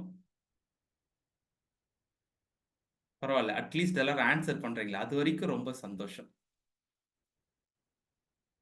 இப்போ ரீசெண்டா இல்ல, இந்த செஷன்லயே ஹீலர் பாஸ்கர் அண்ணாவோட ஆடியோ ஓடுமோ ஒன்று சொன்னாங்க. எதுக்கு பண்றோம், ஏன் பண்றோம் ஒன்னும் தெரியல, ஆனா எல்லாம் பண்ணிக்கிட்டு இருக்கோம் அப்படின்ற மாதிரி. இந்த குறள் இதுக்கான அர்த்தம் என்ன, ஏன் இதை சொன்னாங்க, ஏன் இப்படி பண்ண சொன்னாங்க, இப்படி பண்ணா உண்மையிலேயே லைஃப் சேஞ்ச் நடக்குமா, மாற்றம் வருமா அப்படின்னு தெரியாம இத்தனை நாள் கரெக்டா பண்ணியிருப்போம். இன்னைக்கு அறிவியல் பூர்வமா தெரிஞ்சுக்கிட்டு இதுக்கப்புறம் நாம என்ன பண்ணுவோம், கரெக்டா பண்ணுவோம். அதாவது ஒரு வேலை சாப்பிடும் போது இல்ல, ஒரு வேலை ஆரம்பிக்கும் போது ஸ்வீட் சாப்பிட்டு ஆரம்பிங்க அப்படின்னு சொல்றது கேள்விப்பட்டிருக்கீங்களா? ஸ்வீட் சாப்பிட்டு ஆரம்பிங்க அப்படின்னு சொல்லிட்டு கேள்விப்பட்டிருப்பீங்க. இந்த ஒரு சாக்லேட் விளம்பரம் வரும், சாக்லேட் விளம்பரம், அந்த விளம்பரத்துல சொல்லுவாங்க ஸ்வீட் எடு கொண்டாடு அப்படின்னு வாங்க. எந்த ஒரு வேலை ஆரம்பிக்கிறது முன்னாடியும் ஸ்வீட் சாப்பிடுங்க அப்படின்னு சொல்லுவாங்க. ஏன்? இந்த டோபமின் பத்தி புரிஞ்சா உங்களுக்கு ஆன்சர் வரும். ஏதாவது ஒரு விஷயத்த புதுசா செய்ய போறோம்னா பதட்டம் வரும். அது சின்னவங்கள்ல இருந்து, சின்ன குழந்தையில இருந்து, என்னதான் ஏஜ் ஆகி வயசாகி நான்லாம் பெரியவர், நிறைய தெரிஞ்சவர், நிறைய படிச்சவர் அப்படின்னு சொல்ல நபரா இருந்தாலும் புதுசா ஒரு விஷயத்த செய்ய போறாங்க, அப்பதான் பண்றாங்க. ஒரு ஊருக்கு புதுசா போறாங்க, ஒரு பஸ்ல ஏறுறாங்க, இல்ல ஃபர்ஸ்ட் டைம் வந்து ஃபிளைட்ல போறாங்க, இல்ல ஒரு பிசினஸ் புதுசா ஆரம்பிக்கிறாங்க அப்படின்னா எது பண்ணும் போதும் ஒரு பதட்டம் இருக்கும், உள்ளுக்குள்ள ஒரு பதட்டம் இருக்கும், ஒரு மாதிரி நடுங்கும். அப்படி ஆகுனா கார்டிசோல் ஹார்மோன் சுரக்கும். அப்போ கொஞ்சமா ஸ்வீட் எடுத்து வாயில வச்சீங்கன்னு வச்சுக்கோங்க, அந்த ஸ்வீட் இனிப்பு நம்ம வாயில படும் போது ஒரு சந்தோஷம் வரும். இனிப்பு பட்ட உடனே டோபமின் ஹார்மோன் நமக்கு சுரக்கும். அப்போ அந்த டோபமின் ஹார்மோன் புதுசா செய்யக்கூடிய செயலை சிறப்பா செய்ய வைக்கும். நல்லா புரிஞ்சுக்குங்க, அந்த டோபமின் ஹார்மோன் புதுசா செய்யக்கூடிய செயல், நம்ம எது புதுசா பண்றோமோ அதுல பதட்டம் வராம, அதுல நிதானமா அதை ஜாலியா பண்ண வைக்கும். அப்ப எதுக்கு ஸ்வீட் எடு கொண்டாடுன்னு சொல்றாங்கன்னு புரியுதுங்களா? இப்போ இதுல இருந்து நாம என்ன தெரிஞ்சுக்கிறோம்னா, என்னைக்காவது நமக்கு பதட்டம் வந்தா, எப்பயாச்சும் நமக்கு அதாவது கஷ்டம் வந்தா, இல்ல இந்த மாதிரிலாம் வந்தா, ஸ்வீட்னு சொல்லும் போது நீங்க நாட்டு சக்கரை, அதாவது சிம்பிளா நமக்கு எல்லாம் கிடைக்கக்கூடிய அப்படின்னு சொன்னா வீட்லயே வந்து வெல்லம் வச்சிருப்போம், இல்ல சக்கரை, நாட்டு சக்கரை வச்சிருப்பீங்க. அதை எடுத்து சின்னதா இவ்வளவு பெருசுங்க, ரொம்ப சைஸ் எல்லாம் இல்ல, எடுத்து வாயில வச்சு அந்த டேஸ்ட், அந்த இனிப்பை மட்டும் நீங்க ஃபீல் பண்ணீங்க அப்படின்னு சொன்னாலே உங்களுடைய கஷ்டம், உங்களுக்கு இருக்கிற வருத்தம், உங்களுடைய கவலை, மனக்குழப்பம், இது எல்லாமே கொஞ்ச நேரத்துல காணாம போயிடும். ரொம்ப ஈஸியான விஷயம். இதை செய்யலாம். இதை செய்யாம தான் நிறைய பேர் வந்து அந்த கஷ்டத்தையே திரும்ப திரும்ப திரும்ப திரும்ப நினைச்சு வருத்தத்தையே திரும்ப திரும்ப நினைச்சு இவங்க காஞ்சி போயிடுறாங்க. ஏன்னா அந்த பேட் ஃபீல நம்ம இருக்கும்போது தொடர்ச்சியா கார்டிசோல் ஹார்மோன் சுரக்க சுரக்க சுரக்க சுரக்க உடம்புல நோயே இல்லைனா கூட அது நோயை உருவாக்கிடும். அதான் விஷயம். நோயே இல்லைனா கூட நோயை உருவாக்கிடும். அப்படிங்களா அப்படின்னு கேட்டா டாக்டர்ஸ் எல்லாம் இப்ப என்ன சொல்றாங்க? அதாவது நீங்க முன்னால என்ன சொல்லுவாங்கன்னா, ஏதாவது நோய் வருது, காய்ச்சல் வருது, இல்ல சளி பிடிச்சிருக்கு, இல்ல ஏதோ ஒரு நோய் வருதுன்னு வச்சுக்கோங்க, போனா இந்தாங்க மாத்திரை, டேப்லெட், இதை போடுங்க, ஒரு ஊசியை போட்டாச்சு, டேப்லெட் போடுங்க, எல்லாம் சரியாயிடும், போயிட்டு வாங்க அப்படின்னுவாங்க. ஆனா இப்பெல்லாம் என்ன சொல்றாங்கன்னா, டேப்லெட் போட்டா மட்டும் பத்தாதுங்க, நீங்க கொஞ்சம் ரெஸ்ட் எடுங்க, கொஞ்சம் சந்தோஷமா இருங்க, பிடிச்ச நபர்கள் கூட பேசுங்க, ஜாலியா இருங்க, அப்படிலாம் இருந்ததாங்க நோய் குணமாகும் அப்படின்னு சொல்ற அளவுக்கு ட்ரெண்ட் சேஞ்ச் ஆயிருச்சு. ஏன்னா டோப்பமின் அப்படின்ற ஒரு ஹார்மோன் ஒரு நபருக்கு சுரக்கலைன்னு வையுங்க, சரியா சுரக்கல, எப்ப பாரு வருத்தப்பட்டு கவலைப்பட்டுட்டு கோவப்பட்டுக்கிட்டு டென்ஷன் ஆகிட்டு எதையோ நினைச்சுக்கிட்டே இருக்காரு அப்படின்னு சொன்னா, அவருக்கு டேப்லெட்டே கொடுத்தா கூட, நீங்க மாத்திரை கொடுத்தாலும் சரி, எந்த விதமான அக்குபஞ்சர், நியூரோதெரபின்னு சொல்லிட்டு மாற்று வித மருத்துவங்கள் எடுத்தா கூட அத உங்க உடம்பு உடனே ஏத்துக்காது. எந்த விதமான மருத்துவமா வேணாலும் இருக்கட்டும், அது அலோபதியா இருக்கட்டும், அக்குபஞ்சரா இருக்கட்டும், எந்த விதமான மருத்துவமா இருக்கட்டும், எதுவா இருந்தாலும் அவங்க கொடுக்கறத உங்க உடம்பு ஏத்துக்கிட்டா மட்டும்தான் சரியாகும். ஆமாவா இல்லைங்களா? அவர் எவ்வளவு பெரிய டாக்டரா வேணாலும் இருக்கலாம், ஒருத்தர் ஒரு டேப்லெட் போடுறாருன்னு வச்சுக்கோங்க, போட்ட உடனே வாந்தி வந்துருது, போட்ட டேப்லெட் வாந்தியா வெளியே வந்துருது அப்படின்னு சொன்னா எப்படி அவர் உடம்பு குணமாகும்? ஒருத்தர் அக்குபஞ்சர் அந்த பிரஷர் கொடுத்து நமக்கு சரி பண்றாங்க அப்படின்னு சொன்னா அதை இந்த உடம்பு ஏத்துக்க மாட்டேங்குதுன்னா எப்படி குணமாகும்? அப்போ எந்த வித மருத்துவமா எதுவா வேணாலும் இருக்கட்டும், எதை பண்ணாலும் இந்த உடம்பு ஏத்துக்கிட்டால் மட்டும்தான் சரியாகும். இந்த உடம்பு ஏத்துக்கணும்னா அதுக்கு டோப்பமின்ற ஹார்மோன் சுரந்தாதான் அது ஏத்துக்கும். நல்லா புரிஞ்சுக்குங்க, டோப்பமின் ஹார்மோன் சுரந்தாதான் ஏத்துக்கும். கார்டிசோல் ஹார்மோன் சுரந்தால் உடம்பு ஏத்துக்காது. அதனாலதான் ஒரே நோய் தான் இருக்கும், ஒருத்தருக்கு சீக்கிரம் குணமாயிரும், ஒருத்தருக்கு குணமாக லேட் ஆகிக்கிட்டே இருக்கும், குணமே ஆகாது. அதுக்கு காரணமே இதுதாங்க. சோ இந்த ஹார்மோன் தான் ரொம்ப ரொம்ப முக்கியமான வேலைகளை பண்ணுது. ஏன்னா நம்ம பண்ற எல்லா வேலைக்கும் இது தேவைப்படுது. பேசுறதுல இருந்து, படிக்கிறதுல இருந்து, வேலை செய்யறதுல இருந்து எல்லாத்துக்குமே இது நமக்கு தேவைப்படுது. அடுத்ததா நமக்கு 10,000 கோடி நியூரான் இருக்குன்னு சொன்னீங்க, ஆனா ஒரு சாவி எங்க வச்சு ஞாபகம் வர மாட்டேங்குது, ஒரு போனை எங்க வச்சு ஞாபகம் வர மாட்டேங்குது, ஏதாவது ஒரு முக்கியமான விஷயம் சொல்லிட்டு போனாங்கன்னா மறந்து போயிருது. இதுக்கெல்லாம் என்னங்க காரணம் அப்படின்னு சொன்னா இதுக்கும் அதேதான். அந்த கார்டிசோல் அப்படின்ற ஹார்மோன் சுரந்தா இதெல்லாம் நமக்கு ஞாபகம் வராது. அப்போ டோப்பமின் ஹார்மோன் சுரந்தாதான் ஞாபகம் வரும். அது எப்படி புரிஞ்சுக்கிறது அப்படின்னு கேட்டா,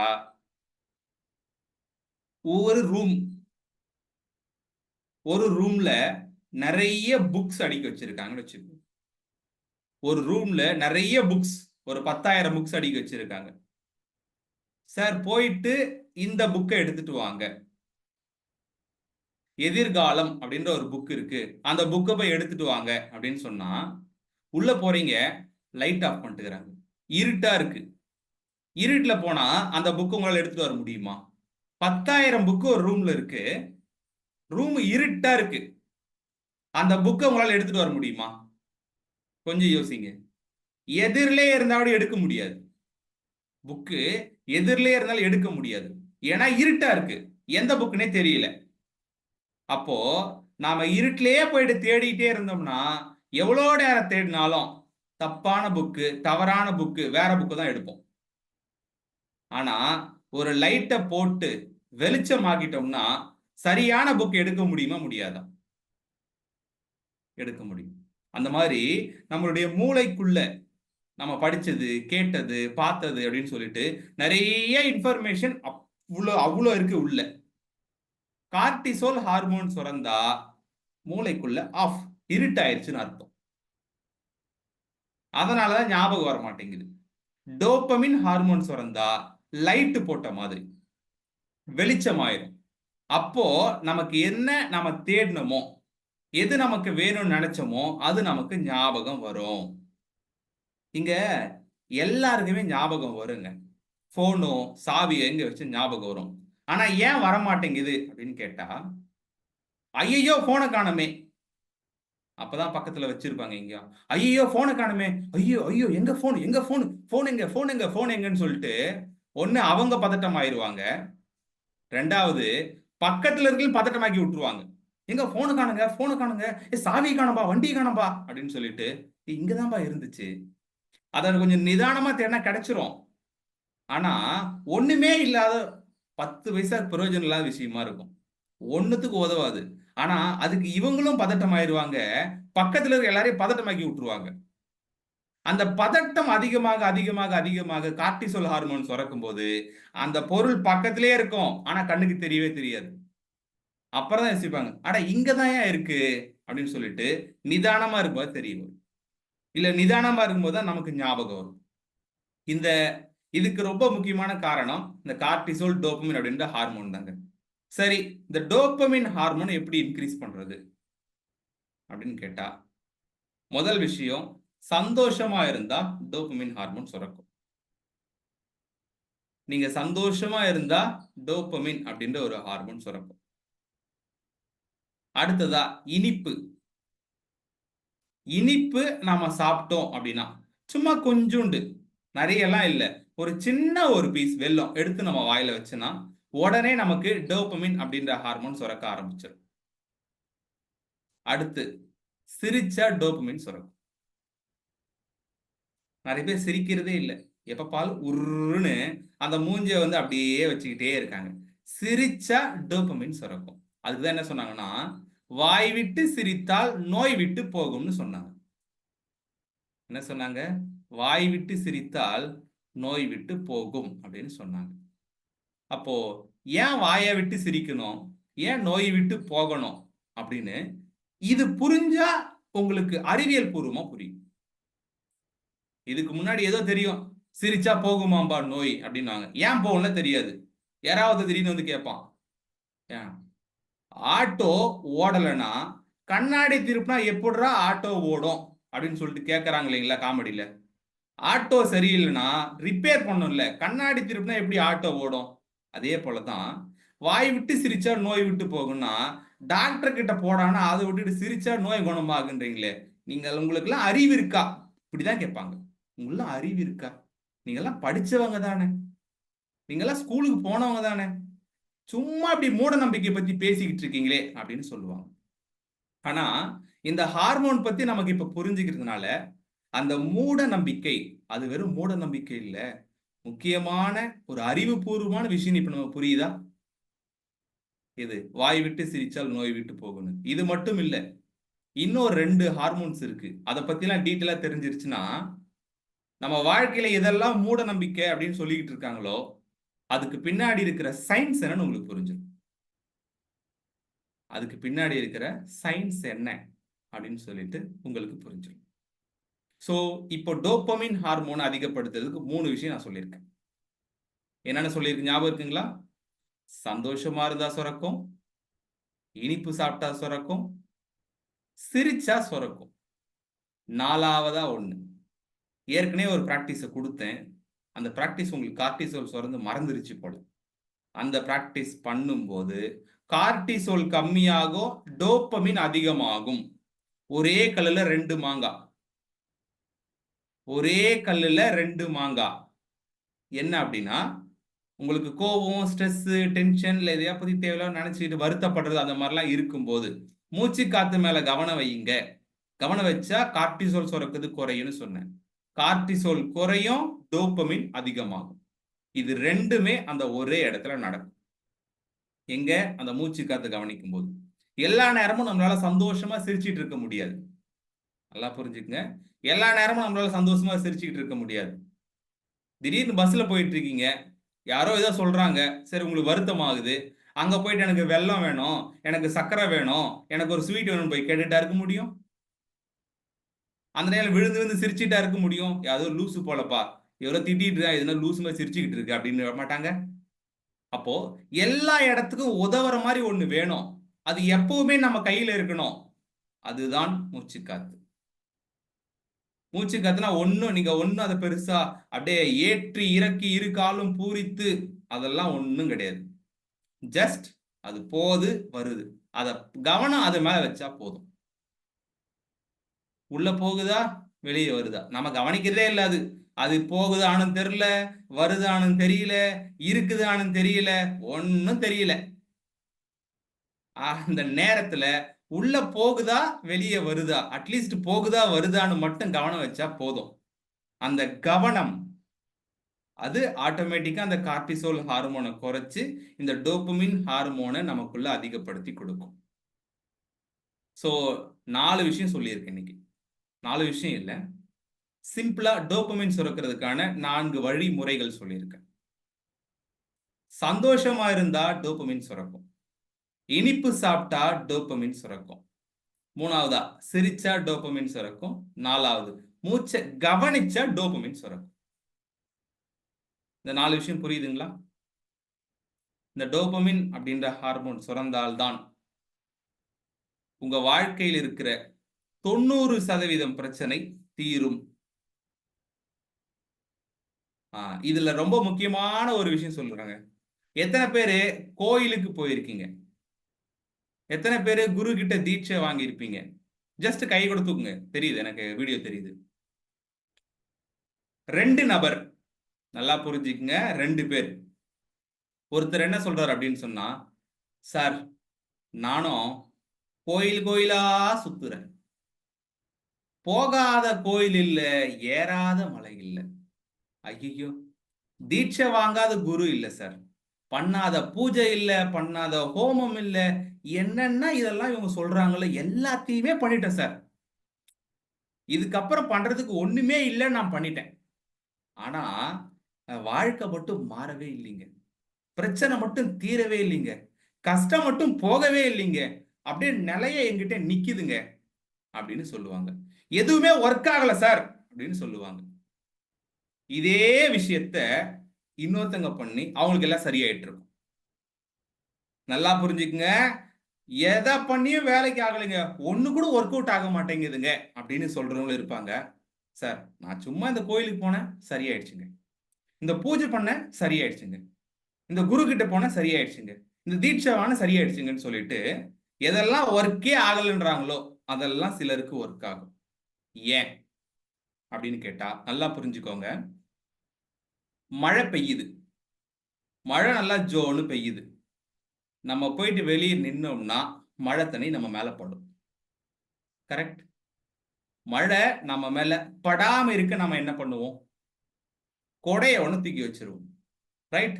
கொடைய வச்சு, அப்போ கொடைய வச்சுட்டு நம்ம நின்னோம்னா அது எந்த மழை பெஞ்சாலும் பரவாயில்ல, எவ்வளவு மழை பெஞ்சாலும் நம்ம மேல தண்ணி படாது, கரெக்டுங்களா? கார்டிசோல் அப்படின்ற ஹார்மோன் சுரந்தால் ஒரு நபர் கோயிலுக்கு போகும்போதோ இல்ல குரு கிட்ட தீட்சை வாங்கும் போதோ அந்த குட் எனர்ஜி, அந்த பாசிட்டிவ் எனர்ஜி, அந்த ஆசீர்வாதம் அத உங்க உடம்பு ரிசீவ் பண்ணாது. கார்டிசோல் ஹார்மோன் கொடையா நிக்கும். எவ்வளோ பெரிய குரு கிட்ட போயிட்டு அவர் காலிலே விழுந்து ஆசீர்வாதம் வாங்கினாலும் சரி, கார்டிசோல் ஹார்மோன் இருந்தால் ஆசீர்வாதத்தை உடம்பு வாங்காது, உடம்பு ஏத்துக்காது. எவ்வளோ பெரிய பவர்ஃபுல்லான கோயிலுக்கு போனாலும் சரி, கார்டிசோல் ஹார்மோனோட அந்த வருத்தம், கவலை, அது ஸ்ட்ரெஸ் அதோடவே போயிட்டு அப்படியே கோயில சாமியை கும்பிட்டு அப்படியே வந்தா அங்க என்ன உங்களுக்கு கிடைக்கணுமோ அதை உங்க உடம்பு ஏத்துக்காது. எவ்வளவு பெரிய பூஜை பண்ணுங்க, என்ன வேணா பண்ணிட்டு போங்க, அது 1 லட்சம் செலவு பண்ணுங்க, 10 லட்சம் செலவு பண்ணுங்க, பெரிய கோயிலுக்கு போங்க, சின்ன கோயிலுக்கு போங்க, என்ன வேணா பண்ணுங்க. ஆனா இந்த கார்டிசோல் ஹார்மோன் சுரந்தா எப்படி மழை பெய்யும் போது கொடையை வச்சு நாமளே தடுத்துக்கிறோமோ அந்த மாதிரி உங்க உடம்பு எந்த ஒரு ஆசீர்வாதத்தையும் உள்ள வாங்காது, தடுத்துரும். அப்போ கோயிலை மாத்து, இந்த கோயில் ஒர்க் ஆகல அடுத்த கோயிலை மாத்து, அது ஒர்க் ஆகல அடுத்த மாத்து, அது ஒர்க் ஆகல அடுத்து மாத்து. அப்படி இந்த குரு இல்ல இவர் ஒர்க் ஆகல அடுத்து மாத்து, இவர் ஒர்க் ஆகல அடுத்து மாத்து. இந்த பூஜை இன்னொரு ஆளு, ஜோசிகார் இன்னொரு ஆள் பாரு, இன்னொரு ஆள் பாரு, இன்னொரு ஆளை பாருன்னு எதை மாத்தணும்னு தெரியல, தேவையில்லாத மாத்திக்கிட்டு இருக்காங்க. இந்த ஹார்மோன்ஸ் பத்தி நமக்கு தெரிஞ்சா நாம அதெல்லாம் எதையும் மாத்த தேவையில்லை, நம்மளை நாம மாத்திக்கலாம். புரியுதுங்களா? அந்த ஆசீர்வாதம் அப்படின்றது நமக்கு தானாவே கிடைக்க ஆரம்பிக்கும், நமக்கு தானாவே கிடைக்க ஆரம்பிக்கும். ஸோ அப்போ இந்த டோபமின் ஹார்மோனும் கார்டிசோல் ஹார்மோனும், இந்த 2 ஹார்மோனை பத்தி புரிஞ்சுக்கிறதால மட்டுமே இன்னும் நிறைய இருக்குன்னா இந்த 2 ஹார்மோனை வச்சு புரிஞ்சுக்கிட்டோம்னாலே இங்க நடக்கிற கிட்டத்தட்ட 60% விஷயங்களுக்கு நமக்கு அறிவியல் பூர்வமா புரிஞ்சிடும்.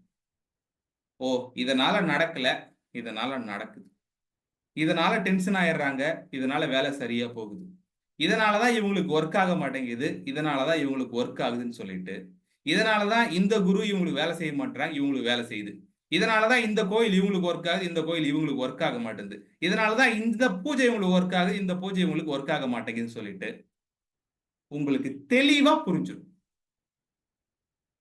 இப்ப தெளிவா புரிஞ்சிருக்குங்களா? தெளிவா புரிஞ்சிருக்கா? இத புரிஞ்சுக்காம ஆயிரமா லட்சமா செலவு பண்ணாலும் எல்லாம் ஸ்வாஹா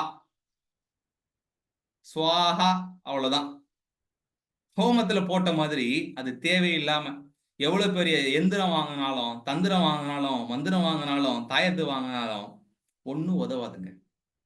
ஏன்னா உதவாதுன்னா அதை உங்க உடம்பு ஏத்துக்கணும். உங்க உடம்பு ஏத்துக்கிட்டாதான் அது சரியாகும். உடம்பு ஏத்துக்கல, உள்ள வரல, அந்த எனர்ஜி பாஸ் ஆகல அப்படின்னு சொன்னா சரி ஆகாது, சரி பண்ண முடியாது. ஐயோ சாமி என்னை விட்டுருப்பா அப்படின்னு சொல்லிட்டு அவங்களே கேட்கிற நிலைமைக்கு வந்துடும். இதுதான் நடக்கும். ஸோ இந்த டீட்டெயில், இந்த சயின்டிபிக் டீட்டெயில் நமக்கு புரியணும்.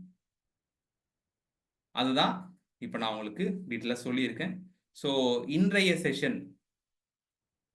செஷன்ல இதுதான் முக்கியமான விஷயம், இந்த தகவலை சொல்லியிருக்கேன். அடுத்த செஷன்ல எல்லாருக்கும் இல்ல, தோஷம், எல்லாருமே தனக்கு ஒரு தோஷம் வேணும்னு சொல்லிட்டு எதிர்பார்க்கிறாங்க. அதுக்காக தான் இந்த வாழ்க்கையை நடத்தி ஓடிக்கிட்டு இருக்காங்க. அது என்ன தோஷம், அந்த தோஷத்தை எப்படி சரி பண்றது அப்படின்றத பத்தின ஒரு விஷயம் நம்ம அடுத்த செஷன்ல, அடுத்த வாரம் ஞாயிற்றுக்கிழமை நம்ம அதை பத்தி பார்ப்போம். ஸோ இன்றைக்கு என்னென்ன சொன்ன நான் திரும்ப ஒரு முறை சொல்லிடுறேன். அதாவது கார்டிசோல் அப்படின்ற ஒரு ஹார்மோன் சுரந்துச்சுன்னா நேத்து வரைக்கும் உடம்புல தான் பிரச்சனை வரும்னு பார்த்தோம். ஆனா இன்னைக்கு தான் புரியுது, கோயிலுக்கு போனாலும் ஒண்ணும் கிடைக்காதான், குரு கிட்ட காலில் விழுந்து ஆசீர்வாதம் ஆனாலும் ஒண்ணும் கிடைக்காதான், ஒரு தாயத்து எந்திரம் எதை வாங்கி போட்டாலும் ஒன்றும் வேலை செய்யாதான். அதே அதாவது கார்டிசோல் அப்படின்ற ஹார்மோன் சுரந்தா மழை பெய்யும் போது கொடையை வச்சு நாம பிடிச்சிக்கிற மாதிரி நம்ம உடம்புல இருக்கக்கூடிய ஒவ்வொரு செல்லுமே அந்த ஆசீர்வாதத்தை ரிசீவ் பண்ணாம க்ளோஸ் ஆயிடும். டோபமின் அப்படின்ற ஹார்மோன் சுரந்தா கதவை திறந்து உள்ள வாங்க அப்படின்னு கூப்பிடுற மாதிரி, ஆட்டோமேட்டிக்கா கொடையை தூக்கி நம்ம கீழே போடுற அந்த மாதிரி, கொடையை தூக்கி கீழே போட்டா போதுங்க, மழை தண்ணி மேல போடுங்க. விஷயம் அதுதான். நாம போயிட்டு என்னென்னமோ பயிற்சி பண்ணணும், அட்டமா சித்தி வாங்கணும், அதை பண்ணணும், இதை பண்ணணும், அதெல்லாம் இல்லை. மழை பெய்யுது, கொடை பிடிச்சிட்டு இருக்கீங்க, கொடை தூக்கி கீழே போடுங்க, மழை தண்ணி ஆட்டோமேட்டிக்கா மேல போட போகுது. அப்போ பண்ண வேண்டியது என்னன்னா, இந்த கார்டிசோல் ஹார்மோன் சுரக்கிறத குறைச்சு டோபமின் ஹார்மோன் சுரக்கிறது நம்ம அதிகப்படுத்திட்டோம் அப்படின்னாலே வாழ்க்கையில இருக்கக்கூடிய 90% பிரச்சனைகள் தீர ஆரம்பிக்கும், தீர்வு கிடைக்கும். முதல் விஷயம் தீர்வு கிடைக்கும். அதை பயிற்சியா பண்ணா தீரும். மறந்துட்டு அதெல்லாம் இருக்கட்டுங்க, நான் அடுத்த வேலையை பாக்குறேங்க அப்படின்னு சொன்னா அது அப்படியே தான் இருக்கும். இது ஒரு நாலேஜ், 10ஓட 11 அதோட இது 1 அப்படின்ற மாதிரி அடுத்து இன்னொன்னு அப்படின்னு சொல்லிட்டு போக வேண்டியதுதான். திரும்பவும் சொல்றேன், நல்லா புரிஞ்சுக்குங்க.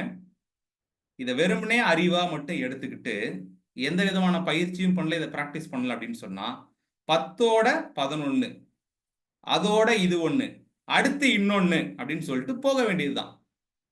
இல்ல இதை தெளிவா புரிஞ்சுக்கிட்டு இதை நம்ம பிராக்டிஸா பண்ணி இந்த அறிவை நம்ம வளர்த்துக்கிட்டோம் அப்படின்னா இந்த மாதிரி ஒரு பெஸ்டான விஷயம் இது வரைக்கும் கிடைச்சிருக்காது. இந்த மாதிரி ஒரு தெளிவு இது வரைக்கும் வாழ்க்கையில கிடைச்சிருக்காது. அந்த தெளிவு, அந்த கிளாரிட்டி இது வரைக்கும் நான் கத்துக்கிட்டது எதாங்க பெஸ்டான ஒரு விஷயம் அப்படின்னு சொல்ற அளவுக்கு இது இருக்கும். அதாவது பெஸ்ட் எதுன்னு கேட்டா இதுதான் அப்படின்னு சொல்லிட்டு உங்க பாயிண்ட் எடுத்து வைக்கிற மாதிரி இது இருக்கும். இவ்வளவு நாள் இதெல்லாம் புரியாம தெரியாம ஏன் நடக்குது, எதுக்கு நடக்குது, ஏன்டா பிறந்தோம், பிறந்ததெல்லாம் கூட அதெல்லாம் கூட விட்டுருங்க, ஏன் நடக்குதுன்னே தெரிய மாட்டேங்குது, எதுக்கு சொல்லி வச்சுட்டு போனாங்க, இடுக்கன் வருங்கால் நகுகன்னாங்க, வாய் விட்டு சிரிச்சார் நோய் விட்டு போகுன்னாங்க. அதெல்லாம் சொன்னா ஆட்டோ கண்ணாடி திருப்பினா ஆட்டோ மாறுமான்னு கேள்வி கேட்கிற மாதிரி சிரிச்சா நோய் விட்டு போகுமான்னு உங்ககிட்ட கேட்டா பதில் இருந்துச்சா எத்தனை நாள்? ஆனா இன்னைக்கு பதில் இருக்கா? இந்த பதில் நாம இன்னொருத்தர் சொல்றதுக்கும் நமக்கு நாமளே சொல்லிக்கிறதுக்கும், எதுக்கு நமக்கு நாமளே சொல்லிக்கிறதுக்கும் நமக்கே டவுட் இருக்கும். என்ன வாயை விட்டு சிரிச்சா நோயை விட்டு போகுன்றாங்க, வாயை எங்கதான் விட்டு சிரிக்கிறது அப்படின்னு நமக்கே ஒரு டவுட் இருக்கும், ஒரு சந்தேகம் இருக்கும். அந்த சந்தேகத்துக்கு இன்னைக்கு ஒரு தெளிவு கிடைச்சிருக்கும். அதான் நான் அடிக்கடி சொல்லுவேன், தெரிஞ்சுக்கிறது முக்கியம் கிடையாது, தெளிவடைகிறது தான் முக்கியம். தெரிஞ்சுக்கிறதுனா என்னது? வாய் விட்டு சிரிச்சா நோய் விட்டு போகும், இடுக்கன் வருங்கால் நகுகன்னு தெரியும். இன்னைக்கு தான் தெளிவு கிடைச்சிருக்கு. தெரிஞ்சுக்கிட்டவங்க எல்லாம் முன்னுக்கு வந்தது கிடையாது. தெளிவடைந்தவர்கள் மட்டுமே வாழ்க்கையில் முன்னுக்கு வருவார்கள். வாழ்க்கையில முன்னுக்கு வரது இருக்கட்டும், முதல்ல நாம சந்தோஷமா இருக்கவே இது தெரிஞ்சா உதவாது, தெளிவடைஞ்சா மட்டும்தான் உதவும் அப்படின்றத புரிஞ்சுக்கணும். ஸோ மொத்தமா 4 விதமான விஷயங்கள், வழிமுறைகள் சொல்லியிருக்கேன். அதாவது சந்தோஷமா இருந்தீங்கன்னா டோபமைன் ஹார்மோன் சுரக்கும், இனிப்பு சாப்பிட்டீங்கன்னா டோபமைன் ஹார்மோன் சுரக்கும். அதுக்குன்னு உட்காந்து எப்ப இனிப்பு சாப்பிட்டுக்கிட்டே இருக்காதீங்க.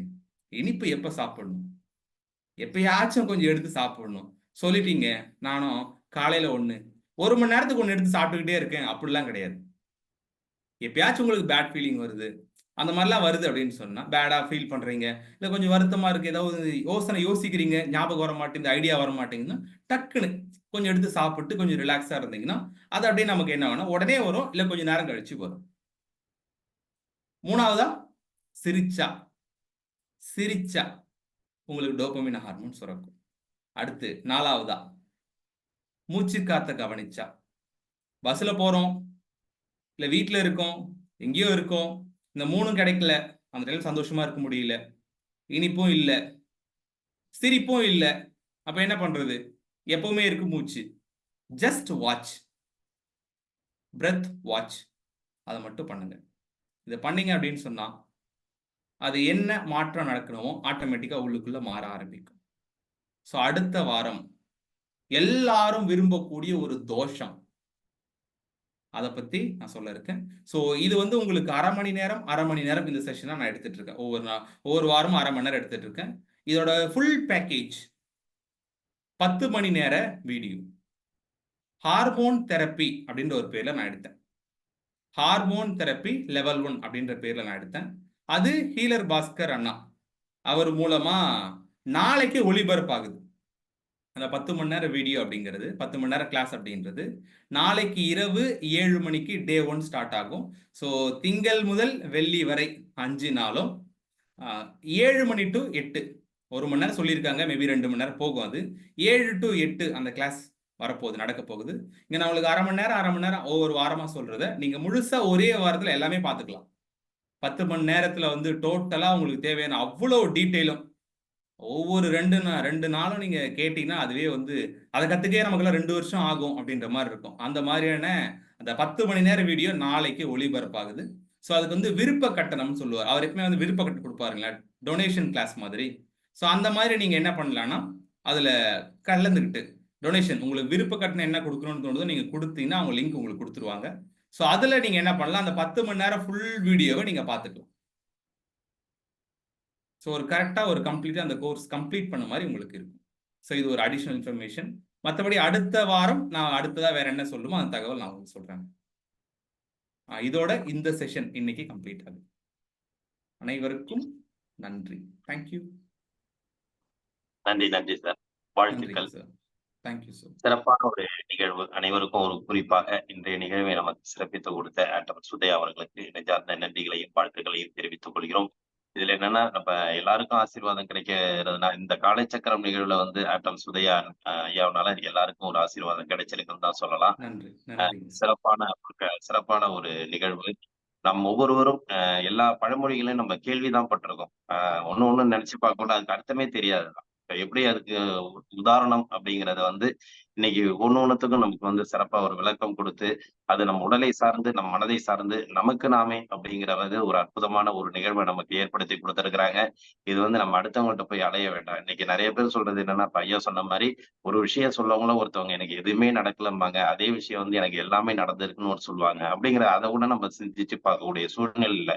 அது எப்படி அவங்களுக்கு நடக்குது நமக்கு நடக்கல அப்படிங்கிறத வந்து நம்ம தெளிவுபடுறோம். அதாவது ஐயாவோட ஒரே கருத்து என்னன்னா தெரிந்து கொள்றது நிறைய விஷயங்கள் இருக்கு.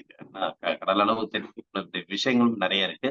ஆனா தெளிவுபட வேண்டிய விஷயங்கள் ஒண்ணுத்தையும் நம்ம தெளிவுபட்டால் மட்டும்தான் நமக்கு அதுல ஒரு முன்னேற்றம் கிடைக்கும். கண்டிப்பாக. அதாவது எந்த அளவுக்கு வந்து ஒரு முன்னேற்றம் உள்ளவர்கள் இருக்கிறாங்க அப்படின்னாக்கா, கண்டிப்பா அவங்க ஒரு விஷயத்துல தெளிவடைஞ்சிருப்பாங்க. இல்லைன்னா அவங்களோட எண்ணங்கள் வந்து இப்ப நம்ம ஐயா சொன்ன மாதிரி ஒவ்வொரு விஷயங்கள்ல வந்து அவங்க ஃபாலோ பண்ணிட்டு இருப்பாங்க. அப்படிங்கிறது தான். ஏதோ ஒரு நோக்கத்துல வந்து அவங்களுக்கு அந்த விஷயங்கள் போய் சேருது. அதை ஃபாலோ பண்றாங்க. எல்லாருமே நிம்மதியா இருக்காங்க. அந்த அளவுக்கு பாருங்க ஐயா சொன்னது பாரு, அ 2 விஷயமா இன்னைக்கு வந்து நமக்கு உடல்ல சுரக்கிறதுக்கு உண்டான அந்த விஷயங்கள ஹார்மோன சொல்லியிருக்காங்க. கார்பசோல் 1 அடுத்தது வந்து பார்த்தீங்கன்னா, டோபமைன் அப்படிங்கிறத சொல்லியிருக்காங்க. இருட்டு, வெளிச்சம். இது 1த்த வந்து நம்ம ஞாபகம் வச்சிருந்தாலே நமக்கு சிறப்பா இருக்கும். இருட்டு, வெளிச்சம். எப்பவாவது ஒரு புக்க தேடக்குள்ள நீ அந்த ஒரு கருத்தே இன்னைக்கு வந்து எல்லாத்துக்கும் ஒரு விடையா இருக்கும்னு நினைக்கிறேன். ஆமா. அ இந்த ஒரு ஒரு ரூம்ல போயிட்டு நீங்க அந்த இருட்டுல எப்படி ஒரு புக்க தேடி நீங்க எடுக்க போறீங்கன்னு தெரியாது. ஆனா வெளிச்சத்துல இருக்கக்குள்ள கண்டிப்பாக எல்லாருக்கும் ஒரு விடிவு கண்டிப்பாக கிடைக்கும். அதாவது நமக்கு புக் எடுக்கிறோமோ இல்லையோ, ஆனா ஒரு புக் எடுக்கலாங்கிற ஒரு தைரியம் மனதுல வரும். அந்த அளவுக்கு ஒரு ஆற்றல் கிடைக்கும். இன்னைக்கு வந்து 4 விஷயத்த சொல்லியிருக்காங்க. அதாவது சந்தோஷம், அடுத்தது வந்து பார்த்தீங்கன்னா இனிப்பு, அடுத்தது வந்து பார்த்தீங்கன்னா, அதாவது இனிப்பு, சிரிப்பு, ஆ இத மீறி நம்ம வந்து மூச்சு காற்ற வந்து அது எங்கேயும் போய் தேட வேண்டியது இல்ல. நமக்கு நாமே அப்படிங்கிற மாரி நமக்குள்ள எடுத்துக்கலாம். அந்த அளவுக்கு ஒரு சிறப்பு வாய்ந்த ஒரு நிகழ்வுங்கிறத எல்லாருமே நம்ம வந்து ஒரு பதட்டத்துல வந்து இன்னைக்கு எல்லாருமே சொல்லுவாங்க. ஒரு இனிப்பு போட்டுக்க, இனிப்பு சாப்பிடு, ஒரு பதட்டப்படாத அப்படிங்கிறது வந்து ஜென்ரலா சொல்ற விஷயங்கள் தான். ஆனா அது வந்து எந்த அளவுக்கு நம்ம உடல வந்து ஆரோக்கியத்துக்கு வந்து அந்த டோப்பமைன் சுரக்குது அப்படிங்கிறத வந்து இன்னைக்கு வந்து ஐயா வந்து சிறப்பா எடுத்து சொல்லியிருக்காங்க. அதை விட அந்த காலச்சக்கர அன்பர்களுக்கு இன்னொன்னு என்னன்னாக்கா, அந்த 4 விஷயத்த தாண்டி இந்த நிகழ்ச்சி நடக்கக்குள்ள நீங்க வந்து இந்த வீடியோவ ஆன் பண்ணாலே இன்னும் ஒரு அடுத்த விஷயம் உங்களுக்கு நல்லா இருக்கும்னு நினைக்கிறேன். ஏன்னா 4 விஷயங்கள் ஐயா சொல்லியிருக்காங்க. அதையும் தாண்டி நீங்க வீடியோ ஆன் பண்ணிட்டு நீங்க அவரோட விஷயங்கள கேட்டீங்கனாலே, அவங்க உங்க மூஞ்ச பார்க்கறதுக்கும், நீங்க அவங்க முகத்த பார்த்து இந்த விஷயத்த வந்து நம்ம இன்னைக்கு ஷேர் பண்ணிக்கிட்டோம்னா, அதை விட டோப்பமைன் வந்து சுரக்கிறதுக்கு வாய்ப்புகள் அனைவருக்கும் அந்த காலச்சக்கரத்துல உள்ள 37 அன்பர்களுக்கும் ஒரு வாய்ப்பு கிடைக்கும். உண்மையிலுமே சொன்னா. ஏன்னா, இதுல ஒரு 4 பேர் வந்து இன்னைக்கு வந்து பார்க்கக்குள்ள ஐயாவ சேர்த்து ஒரு 5 பேர் தான் இன்னைக்கு வீடியோல இருந்தோம். அந்த 5 பேரோட எண்ணங்கள் வந்து இன்னைக்கு வந்து பிரகாசமா இருந்திருக்கும்னு நான் நினைக்கிறேன். ஏன்னா வந்து வெளிச்சத்துல இருந்தோம் உண்மையிலுமே. மத்தவங்க எல்லாருமே இன்னைக்கு இருட்டுல தான் இருந்திருக்காங்க. இருட்டுல நீங்க வேணா வெளிச்சத்துல உள்ளார இருந்து பார்த்திருக்கலாம். ஆனா வெளியில தெரியக்குள்ள நீங்க இருட்டுல இருக்கிற மாரி தான் தெரியுது. அதனால இது வந்து சாதாரண விஷயம் கிடையாது. உண்மையிலுமே வந்து வீடியோ ஆன் பண்ணுங்கன்னு சொல்றது வந்து எங்களுக்காக கிடையாது, உங்களுக்காக. நீங்க வந்து அந்த வெளியில வந்துட்டு இப்ப நீங்க எப்படி ஐயாவ பார்த்துட்டே இருக்கீங்களோ, ஐயா வந்து உங்கள பார்த்து பரவால்ல இவரும் சந்தோஷமா இருக்காருன்னு அந்த பாசிட்டிவ் தாட்ஸ் வந்து அவங்களுக்கும் வரணும். நீங்களும் ஏற்படுத்தணும் அப்படிங்கிறத தான் நாங்க வந்து திரும்ப திரும்ப சொல்றது. அதனால அந்த 4 விஷயத்த சேர்த்து 5வது விஷயமா அந்த காலைச்சக்கர அன்பர்கள் வந்து வீடியோ ஆன் பண்ணிட்டு வந்தீங்கன்னாக்கா, டோபமைன் கண்டிப்பாக சுரக்குங்கிறது என்னோட ஐடியா. என்னங்க ஐயா? நல்லதுங்க ஐயா. கண்டிப்பாக. அது மாரி தொடர்ந்து எல்லாரும் ஃபாலோ பண்ணுங்க. இந்த விஷயத்துக்கு மட்டும் கிடையாது. எல்லா விஷயத்துக்கும் ஃபாலோ பண்ணுங்க. கண்டிப்பா வந்து சிறப்பா இருக்கும். இன்றைய நிகழ்வை நமக்கு சிறப்பான முறையில் ஏற்படுத்திக் கொடுத்த இந்த நிகழ்விற்கு ஒரு அனைவருக்கும் ஒரு சிறப்பு செய்தி. அதாவது எப்படின்னா, இது வந்து சொல்றதுக்கே வார்த்தை இல்லன்னு தான் சொல்லலாம். அது மாரி ஒவ்வொருவருக்கும் இன்று வந்து ஒரு ஆற்றல் மிக்க ஒரு சிறப்பா தான் நிகழ்வு இருந்திருக்கும். கண்டிப்பாக வாழ்த்துக்கள். அந்த அளவுக்கு ஐயா சொன்ன மாரி இந்த 1 வாரம் வந்து பயிற்சி எடுங்க. எல்லாருமே பயிற்சி எடுங்க. அவங்க சொல்றது என்னன்னா அவங்க செஷன்ல நான் ஒண்ணு பார்த்துருக்கேன். பயிற்சியில மட்டும் தான் நம்ம வந்து அது வெற்றி அடைய முடியும். அப்படிங்கிறது தான் அவங்களோட நோக்கம். அது மாரி நீங்க அந்த டோப்பமைன் சுரக்கிறதுக்கு வந்து எல்லாருமே இந்த வாரம் பயிற்சி எடுப்போம். கண்டிப்பாக வந்து அதுக்காக வந்து ஐயா சொல்ற மாரி இருக்கிற இடத்தெல்லாம் சிரிச்சிடாதீங்க. அதாவது அந்த சிரிக்கக்கூடிய வாய்ப்பு இருக்கிற இடத்துல சிரிங்க. அதனால இல்ல அப்படின்னாக்கா கண்டிப்பாக அவங்கவங்க அந்த மூச்சை கவனிக்கிறதுக்கு வாய்ப்பை ஏற்படுத்துங்க. இப்ப பஸ்ல போயிட்டு இருக்கக்குள்ள உங்களுக்கு வந்து நம்ம அந்த மூச்சு காற்றை கவனிச்சாலே ஐயா சொல்ற மாதிரி நமக்கு வந்து டோபமைன் சுரக்கக்கூடிய வாய்ப்புகள் கிடைக்குது. அது மாதிரி நம்ம குடும்பத்து சூழ்நிலைகள்ல எந்தெந்த இடத்துல அப்படின்னு எடுத்துக்க வேண்டியதுதான். குடும்ப சூழ்நிலையோட குடும்பத்தாரோட நம்ம வந்து சிரிச்சு பழகக்கூடிய சூழ்நிலையை ஏற்படுத்திக்கணும். அதே மாதிரி நண்பர்களோட வெளியில போறோம் வரோம்னா ஒரு இனிப்பு சாப்பிட்டு சந்தோஷத்தை ஏற்படுத்தணும். அதுக்குண்டான சூழ்நிலையிலும் ஒவ்வொரு ஆளுக்கும் ஒண்ணு இருக்குது. அதனால எந்தெந்த இடத்துல எதை நம்ம பயன்படுத்த வேண்டுமோ அதை பயன்படுத்தினா எல்லாம் சேர்ந்து அனைவருக்கும் ஒரு சந்தோஷம் கிடைக்கும். கண்டிப்பாக ஆஹ் இந்த டோபமைன் சுரக்கிறதுக்கு நம்ம இந்த நொடியில இருந்து எல்லாருமே வந்து வாய்ப்புகளை ஏற்படுத்திக்கலாம். அதனால வந்து அடுத்தவர்களுக்கு கிடைக்கிறது நமக்கு கிடைக்கலன்னு நினைக்க வேண்டாம். அடுத்தவர்களுக்கு கிடைத்ததும் நமக்கு கிடைக்கும். நமக்கு கிடைக்கிறதும் கிடைப்பதும் அடுத்தவர்களுக்கு கிடைக்கக்கூடிய சூழ்நிலைகளும் கிடைக்கும் அப்படின்றத வந்து நம்ம கண்டிப்பாக ஏற்படுத்த வேண்டும். நாம் ஏற்படுத்திக் கொள்ள வேண்டும் என்று அனைவரையும் இந்த நேரத்தில் தெரிவித்துக் கொண்டு, இந்த காலச்சக்கரம்ங்கிறது வந்து இன்றைய காலச்சக்கரம் தான். அதனால வந்து எல்லாருமே வந்து இதை பயன்படுத்திக் கொள்ள வேண்டும். நம்ம ஏன் இன்னைக்கு வந்து ஒரு செஷனையே வந்து ஒரு வாரம் நடத்தாம, ஒரு மாசம் நடத்தாம, ஒரு வருஷம் நடத்தாம, ஒரு நாளைக்கு ஒரு செஷன் எடுத்து நடத்திட்டு இருக்கோங்கிறத நீங்க உள்வாங்க வேண்டும் ஃபர்ஸ்ட். அதை வந்து மற்ற இன்னைக்கு வந்து யூனிவர்சிட்டின்னு சொல்லியிருக்காங்க. யூனிவர்சிட்டியை தாண்டி ஒரு விஷயம் இருக்குதாங்கிறது காலச்சக்கரத்துக்கு ஏற்படுத்தக்கூடிய சூழ்நிலைகள் வரும். ஏன்னா அந்த அளவுக்கு நம்ம விஷயங்களை வந்து இன்னைக்கு கொடுத்துட்டு இருக்கிறோம். அந்த அளவுக்கு காலச்சக்கரத்துக்கு வந்து ஒரு யூனிவர்சிட்டிங்கிற ஒரு சர்டிபிகேட் கொடுத்துருக்குறாங்க. அந்த நிகழ்வை வந்து நாம வந்து வெற்றி நிகழ்வா கொண்டு போயிட்டு இருக்கோம். அதுக்கும் வாழ்த்துக்கள். இந்த நிகழ்வை இன்று அனைவரின் சார்பாகவும் நமக்கு சிறப்பு விருந்தினராக கலந்து கொண்டு சிறப்பேற்றுக் கொடுத்த டாக்டர் சுதையா அவர்களுக்கு அனைவரின் சார்பாக மீண்டும் மீண்டும் நெஞ்சார்ந்த நன்றிகளையும் வாழ்த்துக்களையும் தெரிவித்துக் கொள்கிறோம். நன்றிங்க ஐயா. நன்றிங்க ஐயா. இந்த நிகழ்வை தொடர்ந்து சிறப்பாக ஓகே. அப்புறம் உங்களுக்கு ஏதாச்சும் டவுட் இருந்தா கூட நீங்க கேட்டு தெரிஞ்சுக்கலாம். இப்ப வந்து எல்லாரும் மியூட்ல இருக்கீங்க. நான் அன்மியூட் பண்ணி விட்டுறேன். நீங்க ஓரளவு ஐயா வந்து கேட்டு டவுட்டை கேட்டு தெரிஞ்சுக்கலாம்.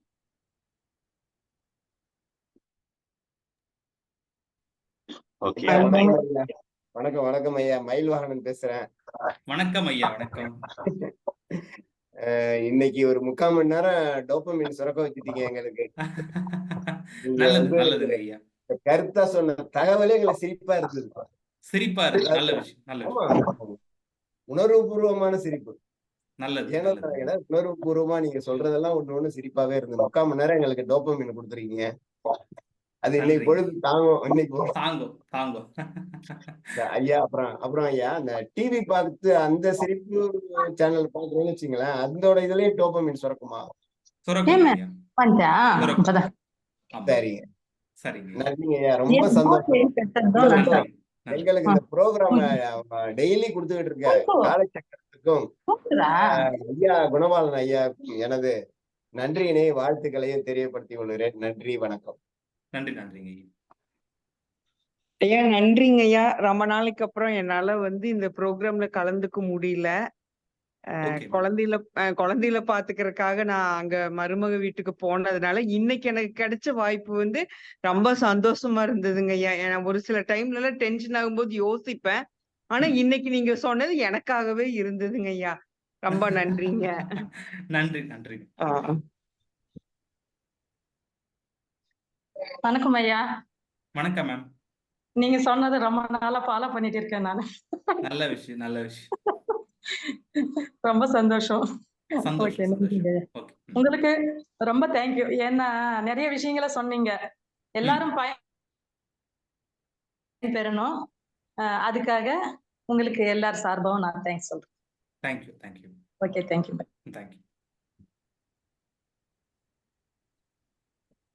மிக சிறப்பாக இருந்ததுங்க ஐயா இன்றைய வகுப்பு. தேங்க்யூ. மிகப்பெரிய எல்லாம் கூட அழகா இந்த சிம்பிளா இந்த லாஜிக் இந்த டெக்னிக் டெய்லியும் ஒவ்வொருத்தரும் ஃபாலோ பண்ணாங்களாலே எவ்வளவு பெரிய டீச்சையும் நம்ம ஓவர் கம் பண்ணிடலாங்க ஐயா. இது ஒரு ரொம்ப எளிமையான விஷயம், ஆனா சீக்ரெட்டான விஷயங்கய்யா. லைஃபோட ரகசியமே இதுலதான் இருக்கு. ரொம்ப அருமையா இருந்ததுங்க ஐயா. நன்றிங்க ஐயா. நான் எடுக்கக்கூடிய கிளாஸ்ல எல்லாமே எப்படி இருக்குன்னா, பிராக்டிஸ் ரொம்ப எளிமையா இருக்கும். ஆனா அதனால கிடைக்கக்கூடிய ரிசல்ட் அப்படின்றது நம்ம கற்பனை பண்ணி பார்க்க முடியாத அளவுக்கு இருக்கும். ஆமாங்க. நல்லது. நன்றி. வணக்கம் ஐயா, சென்னையில இருந்து மோகனா பேசுறேன். வணக்கம் மேம். நீங்க சொன்ன பயிற்சி போன வாரம் தான் பண்ணேன் நானு. எனக்கு அதான் கோவம் ஜாஸ்தியா வரும், ஸ்ட்ரெஸ் அதிகமா இருக்கும்ட்டு. அது ஓகே ரொம்ப ரொம்ப யூஸ்ஃபுல்லா இருந்தது. அதே நல்ல மாதிரி விஷயம். இந்த வாரம் எடுத்த வகுப்பும் ரொம்ப நல்லா இருக்கு. அதையும் ஃபாலோ பண்ணா நல்லா இருக்கு. ரொம்ப தேங்க் மகிழ்ச்சி. ரொம்ப ரொம்ப சந்தோஷம். உங்களோட கிளாஸ் வந்து ரொம்ப ரொம்ப அன்றாட வாழ்க்கைக்கு நல்லா யூஸ்ஃபுல்லா இருக்கு. நல்லது நன்றி நல்லது. ஐயா. Okay thank you.